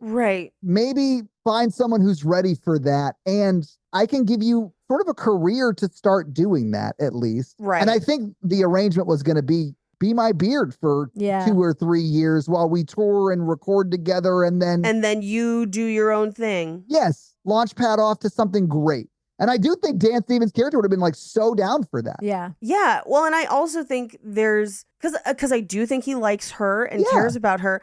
I think it's also more of, will he be okay when you don't win? This may never pan out for you in a love capacity. So like, I don't want you to just, not even your career, get emotionally hurt because I don't think you're going to get the thing that you want, win or not. Yeah. Because this win should not stop him from wanting to be with you if he wants to be with you. Yeah. And so she decides, she's like, no, thank you. But she goes back to the hotel and she finds Lars and Mita together in bed. So she immediately leaves. We cut to their rehearsal, seemingly probably a couple hours later that morning. Yeah, I assume she stormed off and then they just didn't talk. And then this is the first time they're seeing each other after that. And we know that they didn't sleep together in hindsight. Right. But in that moment, I get why she'd be pissed, man. Like, yeah. And it immediately erupts during the rehearsal where she's like, I didn't sleep with him. He's like, I didn't sleep with Mita. She's like, sure. Because Mita was naked in bed. So like, you know. And she's like, well, maybe I'll sleep with everyone. I'll go sex nuts. Well, maybe I'll go sex nuts. And I'll start with that lady and Kevin Swain. He's like calling his shot. And when he points at Kevin Swain is like, oh, thank you. And he's like, you're welcome. Yeah. And then points at Nina, who is Natasha Demetriou. And she just goes. Yeah, she like shakes her head and just points at her middle finger. She's and he goes, Nina is out. Who's the guy holding the iPad? Yeah, it is very funny. He's like Babe Ruth calling his sex shots. It's very, very funny. And she wants the old version of the song. The semifinals are tomorrow. They are not going to get to rehearse it because they storm off. Right. We cut to Will Ferrell in the fountain, in like the local square. He's not in it. He's looking into it and literally talking to his own reflection. And he's like, wait, I could never be with Theo. No, like, why would I think that Theo would want me? But who should interrupt his reverie but a group of shitty American tourists who are like, hey, is this where they filmed? And he acts out Game of Thrones by humping the air. Yeah. Incredible. And he's like, why don't you shut up and go to Starbucks, you stupid American? And they're like, where's the Starbucks? He goes, literally everywhere. Where's the Starbucks? Just follow the pumpkin spice smell. Just Toucan Sam your way there. You'll be fine. Yeah, you'll be fine. He is about to go back to the hotel room, but before he goes inside, he hears Sigrid working on her song and hears her playing, but leaves. Yeah. And he goes to the empty Eurovision stage to kind of reflect on it. And who should show up but the ghost of Katiana? And the ghost is like, you are in great danger. And he's like, oh my God. And doesn't get any more of the information because he kind of runs away. Yeah, that's it. Yeah. But while that is happening, Mita goes to see Sigrid and is like, hey, nothing happened. but that sweater is very angry. And I love that they pan down to the sweater and it's got just a giant frowny face. And it's like all pixelated. In the same like art style as the winners of the Eurovision Song Contest from 2020.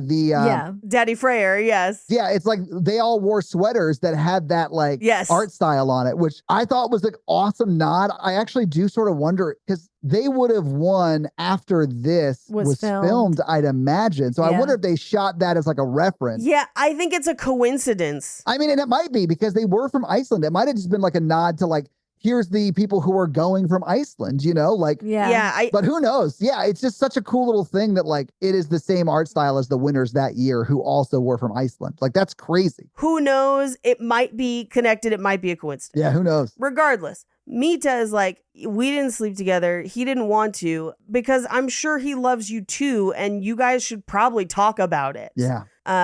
So we cut to the night of the semifinal. Not hosted, but commentated by Graham Norton, which is because it's so shady. Yeah. Of just like, they're here because, well, it's anyone's guess.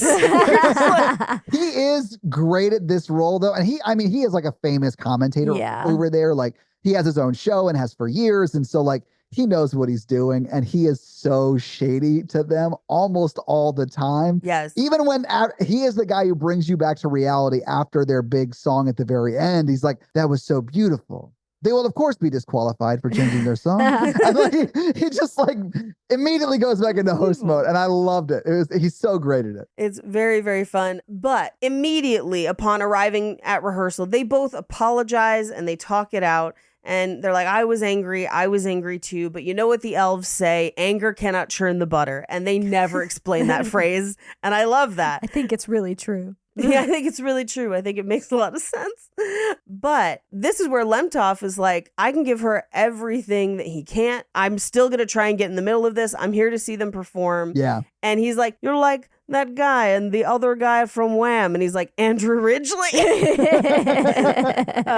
But he's like, remember what we talked about? And Will Ferrell's like, what did you talk about? And she's like, don't worry about it. We're just going to perform. Yeah. And this is where we get to see kind of a couple different clips of other Eurovision performers performing songs still just written for this movie, but having a similar vibe to what they had won with the past. So the Running with the Wolves one is from Belarus is amazing. Like, it's so good. Running with the Wolves. That's the guy who has like the raptor skull or whatever. I fucking love it. They're dressed amazingly, but it's like very Gwar. It's like way over the top. It's like if Gwar decided to write an opera.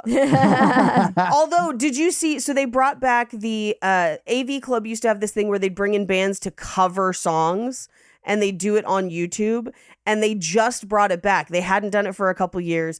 And they brought it back and had Gwar on first, because Gwar was always one of the best covers whenever they would do it. And they had Gwar cover I'm Just Ken from the Barbie movie. And it's Gwar just like, we're just Gwar. And it's like about them as a band. That's hilarious. My favorite one is 21st Century Viking, Brand New. I love that song. That one was slaps. In the Icelandic one. It was like the first one you hear. Oh, that's right. That's right. I loved that song. I was like, that song should win. I also love the next one, the Blame It on the Full Moon, but it's fool, like a fool, FOOL. Yeah. And then I love that you see the like names of the songs, and one of them is Hit My Itch, which is exactly the kind of like, that's not quite something that makes sense in English. It's so close though. I kind of get what you're going for. Yeah. Well, it's much like when we talked about last week on Mamma Mia, where it's like the less famous the ABBA song is, the less the lyrics make sense. Yeah. There's a Daily Show correspondent who does stand-up, and the one he did on Diddy is basically an hour-long breakdown of why Diddy is terrible, but also 50 Cent's 20-year petty campaign to bring Diddy down. I love it. And it goes through not only how much 50 hates Diddy, but also that before Diddy, he hated Ja Rule. 50 Cent hated Ja Rule so bad that Ja Rule went to prison. And when he got out, he was going to have like a welcome back concert. And it sold out in minutes. And people were like, wow, I didn't know that many people like Ja Rule. And then he went and did the concert, and 50 had bought out most of the seats, so it was fucking empty. That's the level of petty we're dealing with, Todd. And he's the one who's currently producing the movie about Diddy. Paige, this is why I said earlier today, I don't know anything about 50 Cent as a person at all. Everything you've told me just now makes me think I would like him a lot. He's really polite. I know. He was like never wrong about the people that he did not like. Like the people he didn't like turned out to be bad because Ja Rule did Fyre Fest. Right. Like it may be not as bad as what Diddy's up to, but like. But still. Yeah. His whole thing was like, yo, Ja Rule fake. He not who he says he is. And you're like, that is what turned out to have happened, isn't it? Yeah. And then the stuff I know about Fitty is like, Fitty got shot 9 times. That's a lyric. I knew that. He and Chelsea Handler dated for like 2 years. Yeah. Really? Like, yes. She's one of the only people who doesn't call him Fitty. We talked about this, Paige. Yeah. I don't think it's right to make your girlfriend call you by your nom de plume. Like, you can't be like, call me Fitty, babe. Like, I'm not going to make Natalie call me Todd Awesome. Here's the thing, though. I think it's a little different if the person you are dating also interviews celebrities all the time. Then I think you kind of have to call them by their celebrity name. Oh, no, I don't. I think that is the one person who gets to call me whatever my real name is. That's fair. If I was 50, I'd be cool with it. I'd be like, yeah, that's my girl. Fuck off. You can't call me that. She can because I get to hit that from the back. Yeah. So like, it is what it is. I don't know if you know, but Fitty has had a prolific career in the last 10 years as a movie and TV producer, which is why he got the rights to produce the Diddy story as a documentary. But once he started getting into film and TV and stuff, then he went by Curtis 50 Cent. I think Jackson is his last name. Ooh, are you for real? Yeah, I am for real. Paige, I think the people who say we might be living in a simulation are right, and we are living inside his simulation because his life is insane. Yes. Like in the past 20 years, he's gone from being like a rapper. I'm assuming he bootstrapped that. I have no idea, but I'm assuming he did. Yeah. And he like has some grudges with some truly terrible people, and he kept making more and more money so that he could more and more elaborately. So he could just fuck them over. Yeah, he could fuck them over and like expose them. I love it so much. So I can't wait for his Diddy documentary. It's going to be incredible. If it's not called Diddy Diddler, I'm out. I'm not watching it. It's called Diddy Do It. It's called Diddy Do It. All right, we got to get back to the episode. Then we've got Mita's performance for Grease, which I love that they just like cut through the song, and every time we cut, it gets crazier. Yeah. Where it's like there's floating jellyfish and these giant pyramids. And how did all of this stuff get on stage? Well, and like, and the way that Dan Stevens is very like, I'll just say homoerotic. Like it's a bunch of dudes on stage shirtless and he is like dancing with them. Hers is the flip of that. Yes, it's very sapphic. Yes. It's very coded that way. Although we do know she's into men, but it is very well, I mean, she might be bi. We don't know. But she does admit to wanting to have sex with Will Ferrell's character. Sure. Yeah. So like we know she's at least into men, but I feel like she seems very open. So yeah. Because she's literally like basically scissoring a girl yes. on the ground. Literally. And she is actually like, they're like humping like she was a man Yes, and they were having missionary sex. Love it. That is, I was here for it. It was great. It was wild. But it is like the flip of the Dan Stevens song, which is funny. Hers is called Come and Play, and it's also not terrible. Yeah. No, it's great. Come and play. Yeah. It felt very Broadway villain to me, and I loved that about her song. Yeah. Yeah. It was like, here's your deal with the devil song. That's why I liked it so much. There's a lot of overlap, I feel like, between Broadway pop villain songs and Eurovision. But then there's also this next category, which is Johnny John, who is a Swedish rapper. Is that rolling with the homie? Coolin' with the homie. They think I talk too fast. I don't think I talk too fast. Do I talk too fast? I don't think I talk too fast. I actually sort of dug it. I was like, I mean, it's very percussive. I'm into it. And he's really dancing up there. Like that dude is moving. Yeah. And it is catchy, but it is absolutely written to be a rap song about being a rapper. In a language that is not your first. In a language that is not your first. Yeah. If it don't make dollars, it don't make pennies. Like, you're so close. You're so close, DJ Scandinavian Quick. Yeah. Oh, God. It is like 365, where it's just, who are you? What say you for? I am not a sack of potatoes that you can carry around. Like it's that. It's so close. Oh, man. Anyway, meanwhile, he has changed Rachel McAdams' scarf, so her scarf is too long to fit the dimensions of the stage. Meanwhile, back home in Iceland, everyone in town is like, well, we want to watch them. They're from our town. They played Your First and Fourth Wedding. Who did he say? They're awful, but they're awful. And I'm so let's turn the channel and take our medicine. Yes, babe. I love that line. Let's take our medicine. Because, like, they're from our town. There are 15 to 25 families that live in this town, and they are performing at Europe. Let's watch. Please, can we watch?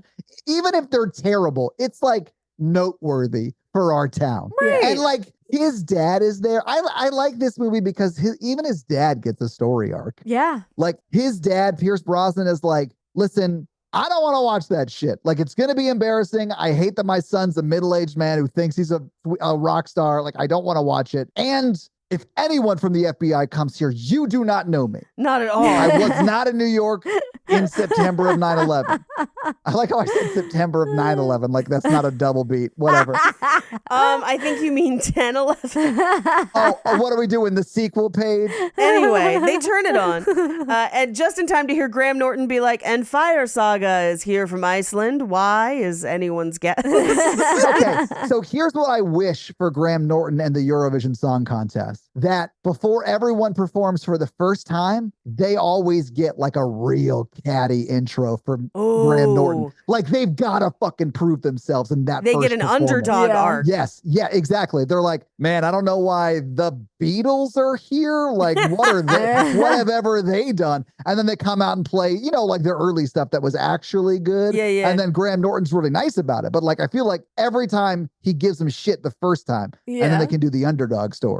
I feel like he gives them shit, but then I also want shots backstage with them looking into the mirror and being like, no one really ever said that I was good at anything growing up. And then they do it where you get the drag race arc of like, you get to choose your family. And we're on in 2, 3. And then Graham Norton is like, Sweden, you can sashay away. All right, if you say so.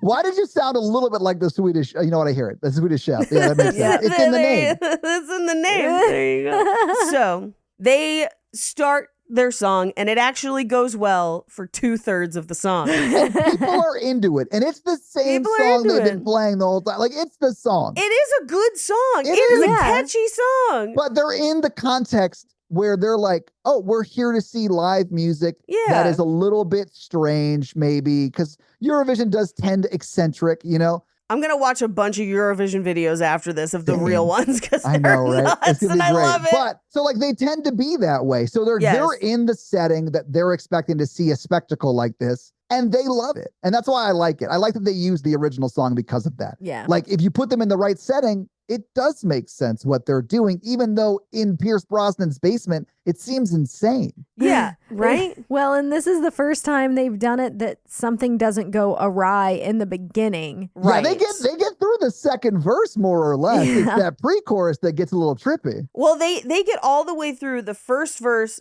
the second verse, and then into the bridge. Yeah. And that's where it goes wrong. Yeah. Because that's where he gets in the hamster wheel, and he even successfully does the hamster wheel for a while. And then it's part of the lyrics, the whole up is down, down is up. I don't even give a what. And the way that she pops in and like covers her mouth when he does it is so cute. They're like nailing it. They're nailing the performance. It's cutting back to Graham Norton. He's like, oh my God, they're actually doing great. You know, and then like her scarf gets caught up in the hamster wheel and it like destroys everything. And he rolls into the fucking audience. And like Paige, you mentioned this earlier, but like the background, like pyrotechnics, pyrotechnics are still going off because that light cue, who I'm assuming came with them from Iceland, is like has it out. And he's like, no, I'm just going to play all the cues because that guy's an idiot. But I like it. They keep cutting back to Graham Norton and he's like, no, I can hear voices, so they're not dead. Like, and then like eventually they do get back on stage and they do finish the song. And like it's really sad. Like it breaks I cry. I do cry. Natalie watches it with me. She can attest. I cry at this moment because I've also had bad performances and like sucks It does so suck. bad. And then, like, they get laughed at. Like, people are laughing at them on stage. One person laughs before everybody starts clapping. Yeah. And they do start clapping. But I think that's a good thing to point out, babe, because the one person that's laughing is all Will Ferrell hears. Yeah. Yes. He doesn't hear the clapping, even though he was there for it. Yeah. And he leaves with the laugh in his mind, not the acceptance of like everyone being like, fuck, you guys fucking played through, right? They walked off the stage before everybody started clapping. Yes. I know, but he would have heard it from like, if he was paying attention, he would have heard that. Yes. Anyway, in the hallway, he's like, I'm fucking out. This is dumb. I'm going back to Husavik. It's stupid. And then she's like, no, we have to stay. Like, we're required to stay. And I'm here to represent my country. It's like the Olympics in that sense. Yes. I am bigger than this one contest. And as an artist, I will take the critique. Yeah. Like, it is worth it. And honestly, they were doing great. And something technically went wrong. Like, Right. Well, and they got back up and finished. So have either of you had a performance where something technically went wrong? Yes. And you had the choice of whether or not to finish or not? Yeah. Yeah. Paige, I fell off a stage. Oh my God. And fell about 6 feet No. onto my back. Because the drummer's always at the back of the stage, right? And the stage was raised. It was an outside show. We were in a parking lot, more or less. And it was like, there were probably a few hundred people there, but I was on the back of the stage. Yeah. And I move a lot when I play. Natalie can attest to that. Yeah. And you leaned back just far enough. Well, I literally, so I move a lot when I play, and I realized that I was no longer sitting straight on my seat, right? Right. So while I was playing, I tried to adjust. Yeah. And I pushed the throne, is what it's called. I'm not egotistical. That's what drummers call it, because in general, we're all egotistical. But the throne leg, there are 3 of them. One of them went off the back, and then I went off the back onto my back after falling. It was probably like 5 feet. It was so hard. That's my height. That's really far. I lost all of the air in my lungs, were gone immediately. Yeah. And so I like had to like take a breath in, and then I just jumped back on stage, and we went back to playing fucking, I don't know, Ramble On or some shit. Like, I have no idea what it was, but yeah, you just get right back into it. Yeah. Like nothing happened, even though you almost died. Yeah. Natalie, what was yours? One particular, I remember it was actually me and my dad. My dad was playing the guitar and I was singing, and the sound just went out. And so we were just singing with his guitar and me singing in front of about 500 people. And so it's like, this is all we can do is just keep going. Yeah. And then in a musical I was in one time, there were about 15 of us in a dance number, and the music went out, and we all had to keep going and dancing and just hoping that the music would come back in. Trying to match the counts? Yes, it was a nightmare. That's so God, hard that's terrible. too. It was awful. Because most people don't have like tempo like that. No, even good dancers, if there's not music to keep tempo with, most people can't do that. Yeah. Mine is very similar, where when I was in high school, I was in the school play and we had added 2 songs to it. But because we did not have a big band or orchestra or anything, it was on tape. So they had recorded, and then I would just sing like a karaoke tape, basically, of, those tracks. But behind the stage was the electrical control room. And so in the middle of the play, the lights, sound, everything went out. Pitch blackness mid-song. And I stopped for a second, and then I was like, fuck it, I don't know when the lights are coming back on. And so I finished singing the song a cappella. What I found out later is that 2 of the other actors who weren't in that scene, but were in 2 or 3 scenes later, had gone into the electrical room to make out and accidentally backed up against the main electrical switch. Nice. And turned it out. And so then the lights came back on, which is also how I found out that most people thought I had been lip syncing the other performances. Nope, just singing in the dark. If that had happened to me, I would have screamed and then thought I was at a murder mystery dinner. Here's the thing. If I was doing it now, if it was present day Paige, now it is a murder mystery. And I would have just like hit the floor, waited for the lights to come up, and pretended to be dead. And that would have been incredible. Janice, bring me the ketchup. One of you will get my inheritance. The cook was dead. Just like... Anyway, anyone who's performed for any period of time will have something crazy like this happen to them. Yeah. Just not to this extent. Oh, but God. yeah, finish it out. Climb back on stage and finish, because 90% of the time, people will be like, I'm proud of you for finishing. No one has ever been like, good job giving up. Usually they're like, hey, you climb back up there, and that's worth something. You didn't quit. Yeah. There you go. But he leaves, she stays. And I do love that she like walks in there, sits at her country's seat, and she's like on the verge of tears, but she's like, you know what? No, I earned my spot here. I'm sitting here. I love that Dan Stevens goes in there with her. Yeah, he sits with her. Yeah. He's like, you're great. Like, I may not like love what you guys do, and really, I don't love the hamster wheel. yeah, like, I don't really love like Lars's contribution to this, but like, you're great. Yeah. Like, I will definitely hang out and like support you and show that. Like, Right. I loved his character on some level. Yeah. Well, and so the voting begins. People are texting in their votes. Countries are, saying who they're giving points to. And at first, no one's giving them points. Meanwhile, Lars has left. He knocks over all of the recycling bins, and that team from Latvia is going to be pissed. And then knocks over one of the porta potties, and he goes the fuck home. He packs and goes home. He gave up on his dream, all of it. But then, in the scoring, Iceland gives their picks, and they're like, we're so sorry. Next year it'll be better, I promise, which is not great to hear for her, sure. No, it's brutal. And she's sitting right there. Like, half of them are still in the camera's view. Like, they could just cut right to her hearing their like diplomat be like, sorry, we fucking blew. Like, Yeah. it's sad. It's terrible. But then almost every city after them gives them points. It's not the max amount of points, but it's just enough to potentially get them into the finals. Yeah. And then they end up via the popular vote in the finals. And so she's like, oh my God, we are going to get to do the thing. But the only thing missing is Lars. Yeah. I wish Lars was This here. part makes me cry every time. Every time I cry at Yeah. this point too, because it's like everyone in the world recognizing that, like, hey, what you were doing was great. You sort of got fucked by the technical Right. aspect of it, but like, thank you for like continuing on and pushing on and performing. We'll give you another shot in the finals. It's not like you're gonna win. It's like, Yeah. I'd love to see what you can do when maybe you're not wearing a scarf that's comically too large, close to a hamster wheel of death. Well, and she does such a good job too. Yeah. The emotional aspect of being excited, but also being so sad that Lars isn't there. And Right. When she says, I wish Lars was here, oh it's so, like, God, you're just like, how do you not cry? Like, Yeah. it's so great.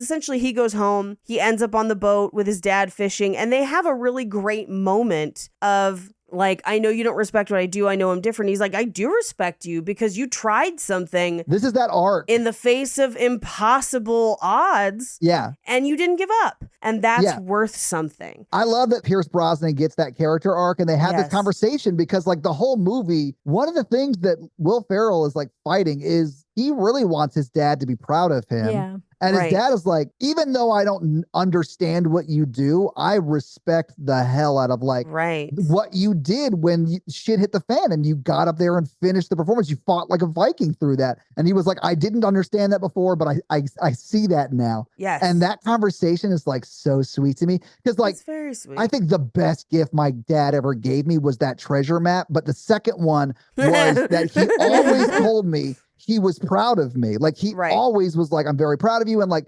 believe me, if you still have your parents in your life, like not having my dad anymore, but knowing that gives me so much peace. Yeah. So like I understood why he wanted that so badly. And then yeah. like, I don't know, this scene really hits me hard. But then like a guy, like one of the guys is like, why are you not, there. you're in the finals. Why are you here? And he's like, what? What? And like they both start yelling at that person. Like Pierce Brosnan's also yelling. Like it's very funny. Right. But so if you went out with Pierce Brosnan in the morning on the boat, let's say they spend a couple hours out and it takes him a while to swim back because when he encounters the guy from the committee, the Eurovision committee, he does say to him, oh, are you out for lunch? So I would assume it is somewhere in the middle of the day. Yeah, they probably do that so they can like place it in time so it sort of Yeah. makes sense. Yes, because if he was able to get to the Husavik airport or airfield and take a flight from there to Reykjavik and catch a connecting flight to Edinburgh,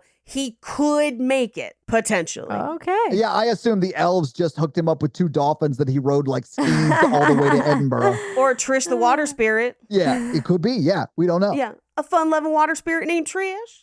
But they have that really touching scene on the boat. Yeah. He finds out that he's still in it. He swims, everything. He gets back. Meanwhile, she's at Lemtov's and is like, I wish he was here, but like, I'm still going to do it. Like, we're in the finals. I'm doing it. Yeah, I'm going to perform. This is where we get the like, hey, I could give you a mansion, Wi-Fi in every room. Fabergé egg, pet tiger. It can be arranged. Love Dan Stevens. He's so good. They get to the show, and she's kind of prepping and waiting. And so she's kind of in stasis as he's trying to make his way back. Yeah. So he's trying to get to, I would assume at this point, the airport. And he runs into that one guy from the committee that knows that they don't have the money. Yeah. Well, he's going to see the elves, right? Right. He's going to see the elves.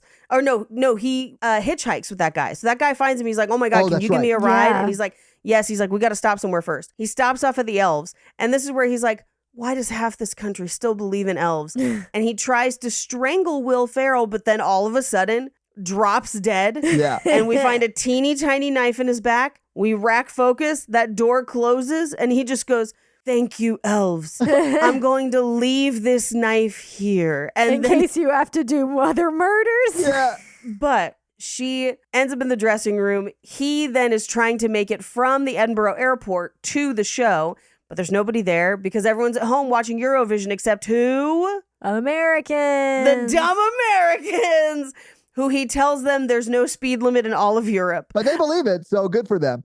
I do love how he like verbally berates them as they drive him through the streets of Edinburgh. Yeah. It's great. And it's scored and where it's cutting back and forth between that and Lemtov's performance at Eurovision, where we realize that he is clearly singing directly to Kevin Swain. Yeah. And they have some sort of illicit thing going on. They have a moment in a few different scenes, actually. Yeah, they do. They do. At the party, they snuggle up. And then there's like, occasionally when he's performing, they'll rack the focus and Kevin's in the background just longing. Yeah. But this is one where he's like, I can't watch it anymore. And he leaves. But Sigrid sees it and she's like, oh, like, okay. But this has one of the funniest costume changes out of all the performances because they go to rip his shirt off, but he's wearing that fur coat. So they just ripped the 2 front pieces off. Yes. So they were like sewn to the coat or whatever. And it cracks me up every time. It's nuts. But as they're doing that, Will Ferrell's making his way with the Americans and they're like, so is it like The Voice? And he's like, no, it's not like The Voice at all. Great. But Lemtov finishes and she's like, hey, just gotta know, just because, we're friends and we're gonna be working together. Are you gay? And he's like, no, I'm Russian. There's no gay people in Russia. It's, and she's like, statistically, that's impossible. And she's like, maybe non-binary? Like, is there something else going on? And no, him pronoun. Him. And she's like, okay, but clearly does not believe him because she has clocked what all is going on. Yeah, she saw his performance. Yeah. Yeah. And I think it's putting a lot of other pieces of the puzzle together. Yeah. But he's like, we talk about this later time. This your moment, your performance. And she's like, all right. I actually love that. I love that he was like, we can sort this out later. This is your moment. Yeah. We don't need to talk about who's gay, who has Fabergé egg, who has pet tiger. It's your moment. But I do love that Will Ferrell finally arrives at Eurovision, comes in and attacks this man as she walks out on stage. Immediately, and he's like punching him, and he's just like, oh, it's so light, it's almost relaxing. But before he gets to that point, that's where the ghost shows up again. And it's just like, right. He's gonna try and kill you. He's like, he did try to kill me. Like, we've already seen that. Like, that's already happened. And then he's like, she's the most unhelpful ghost. Yes. Yeah. He's a very unhelpful ghost. But she goes up, she is singing. He finally makes his way onto the stage because Lemtov just lets him hit him. He's like, yeah, no, she's out there. Fine. She loves you. I don't I can't do anything about it. He's like, I don't want to get in between love or anything. Like I'm not like in it for that. Yeah. You give her nothing. I give her Wi-Fi in every room. That's a very impressive list. But so he goes out and he grabs the mic and is like, please stop the song.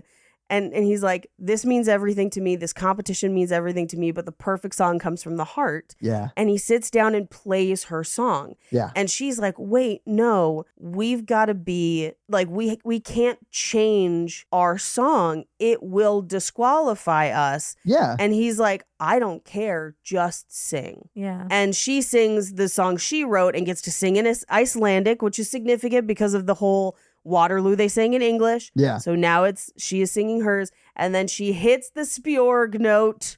It is beautiful. Like, I am in tears at this point, like sobbing. The first time she starts singing in Icelandic, that's when I start to lose it. Same. Yeah. Incredible. She finishes and they do their I'm checking you out, I'm checking you out. And they kiss. And I love from off stage, he's like, oh, good for them. I still win, of course, but happy for them. And that's when he and the lady from Greece are like, why don't you come to Greece? You like our statues. We'll stay on a boat. Like, yeah, we can get yacht. Yeah, he's like, you'd like me in a tan. And she's like, I've never seen you with a real tan. And he's like, oh, Teddy. I actually do love their friendship. Yes, me too. Same. I do.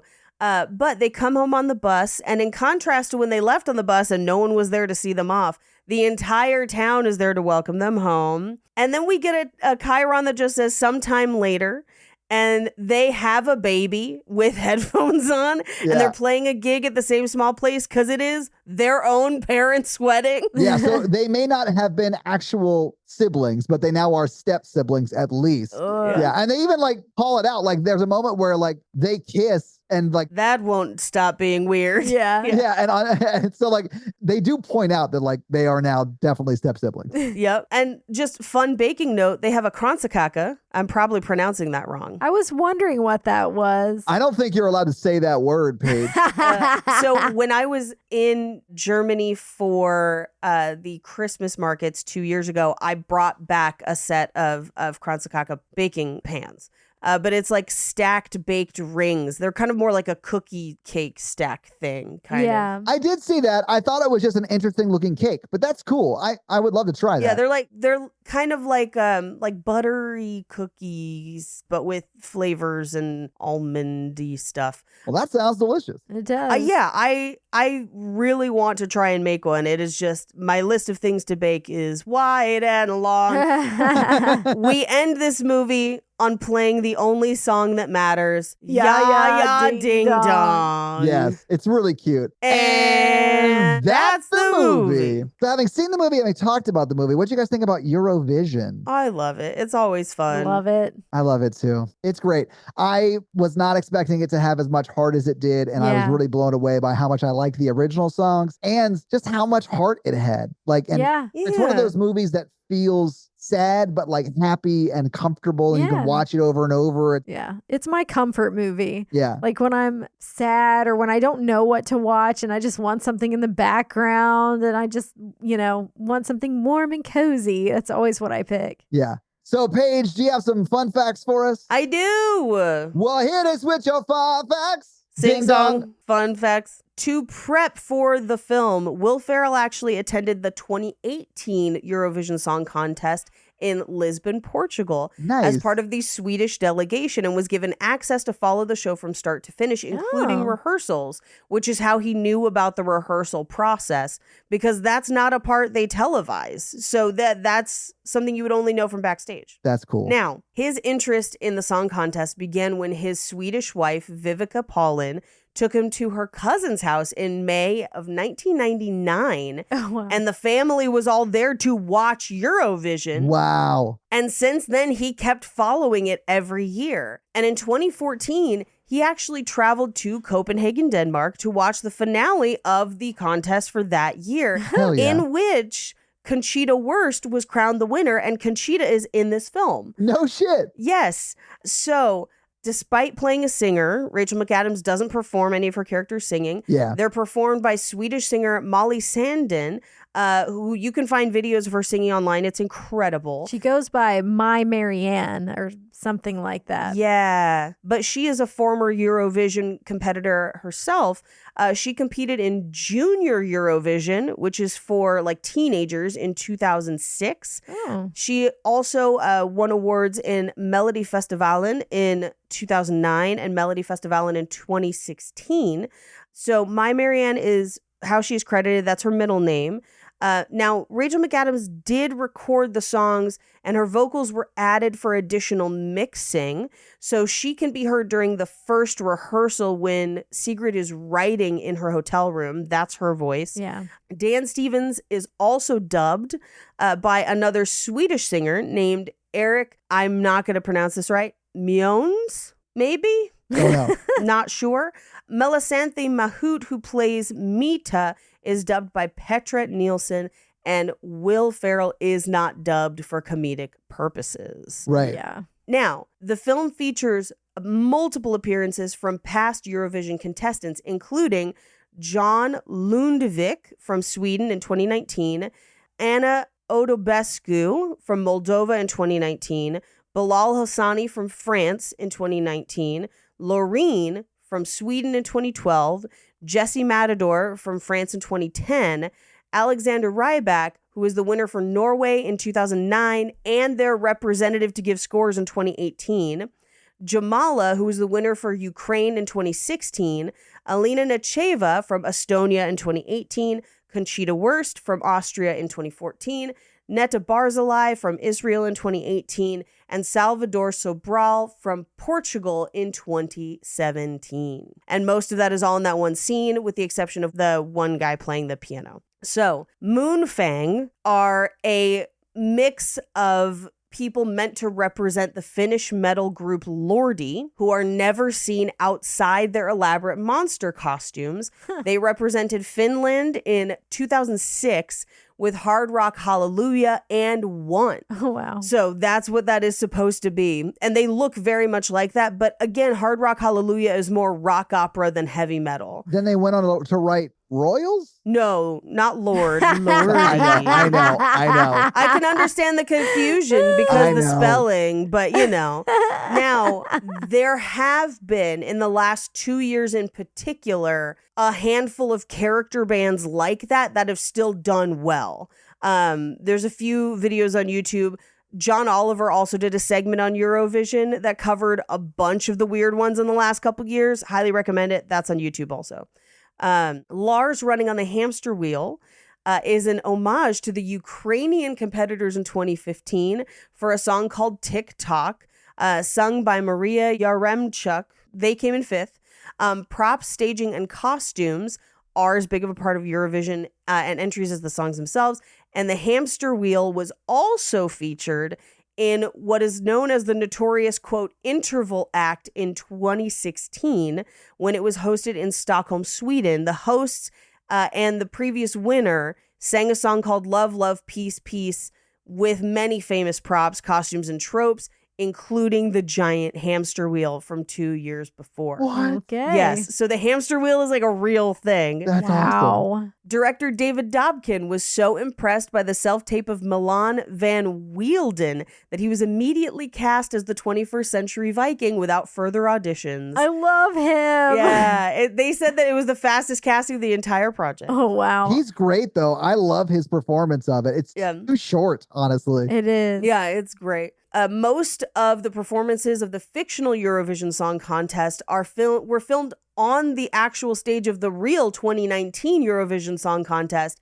That year it was in Tel Aviv. But so they basically used the stage while the performers weren't using it to then make the movie. Oh, wow. Awesome. The street performer that is playing the piano is Salvador Sobral. He's a Portuguese singer and a former Eurovision winner.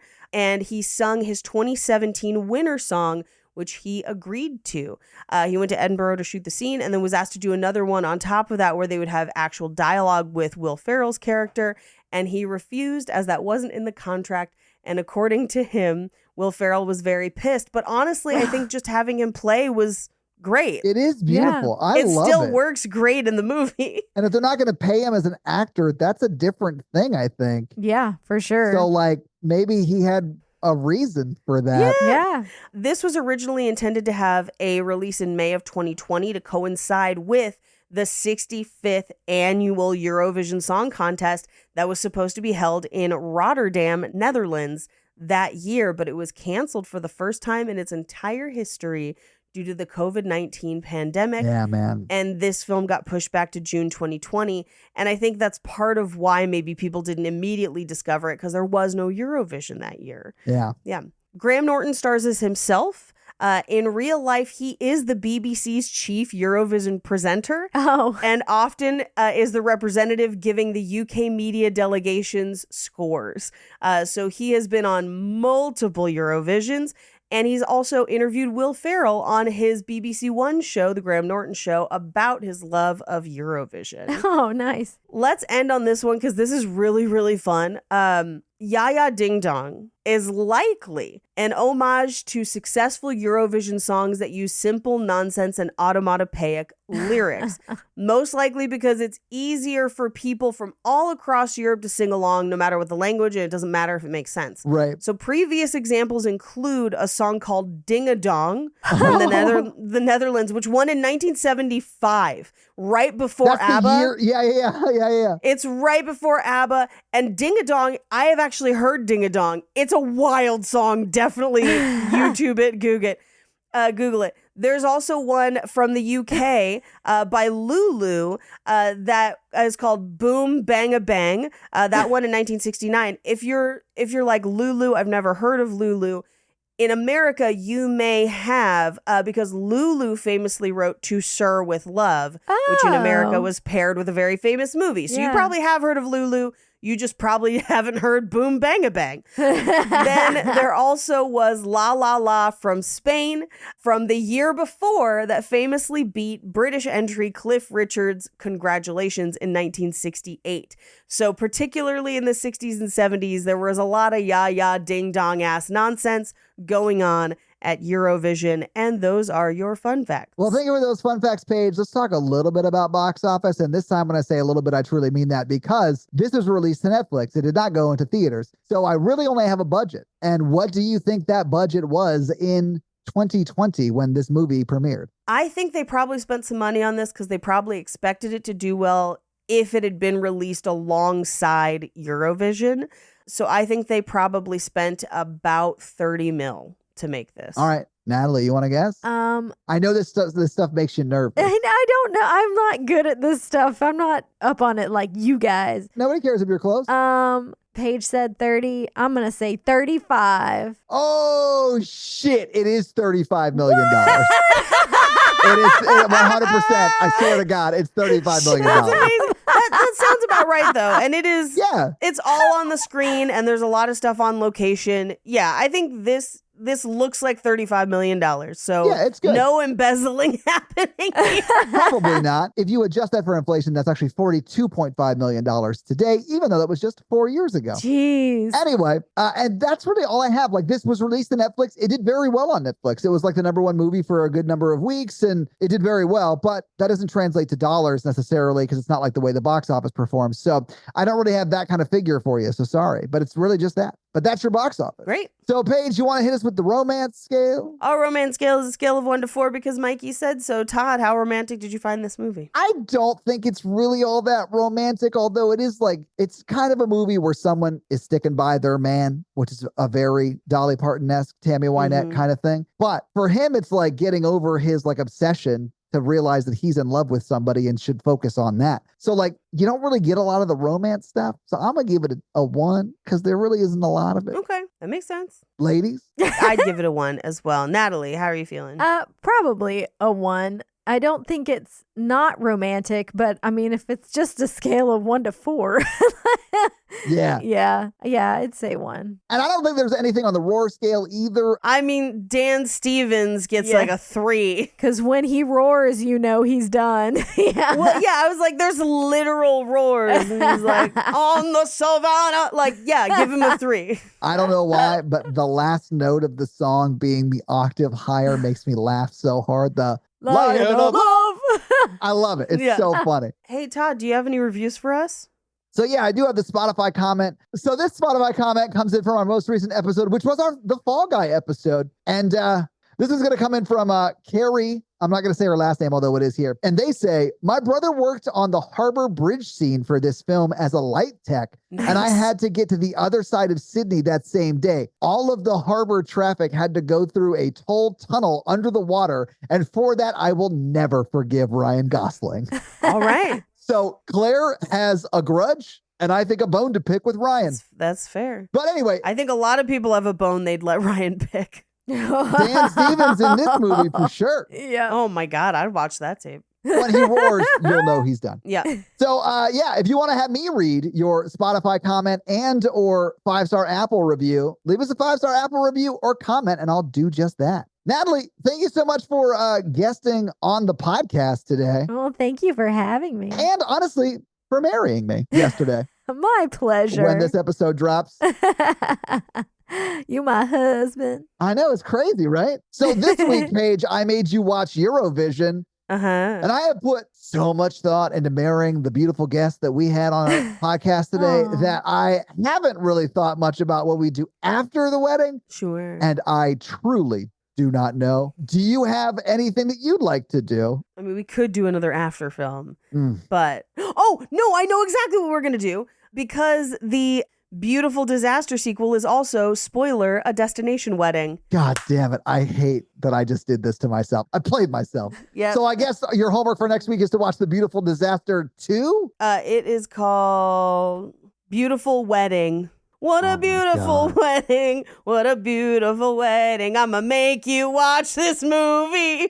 It is streaming everywhere. Son of a bitch. All right, so your homework for next week is to watch Beautiful Wedding and then report back for that episode in a week. Yes. Anyway, babe, we never got around to it, but I wanted you to give your plugs if you could. Yeah. Plug it. So thank you so much for being our guest and for marrying me. Can you tell people where they can find you online? Yes, on Instagram, it's at Natalie Renee Kirk. And I do have a podcast called Get Happy Be Fit that I have taken a break from since my dad's diagnosis, which, by the way, if you are willing and able, we still have the GoFundMe up because my parents are really struggling to pay for things, and any help is appreciated. Yeah, absolutely. And we should say thank you because a lot of the people in the community have donated a lot. Yes, thank you so much. We really do appreciate that. Yeah, thank you so much though. And thank you so much for being my wife and the love of my life and literally having the patience to put up with me. And because like everyone,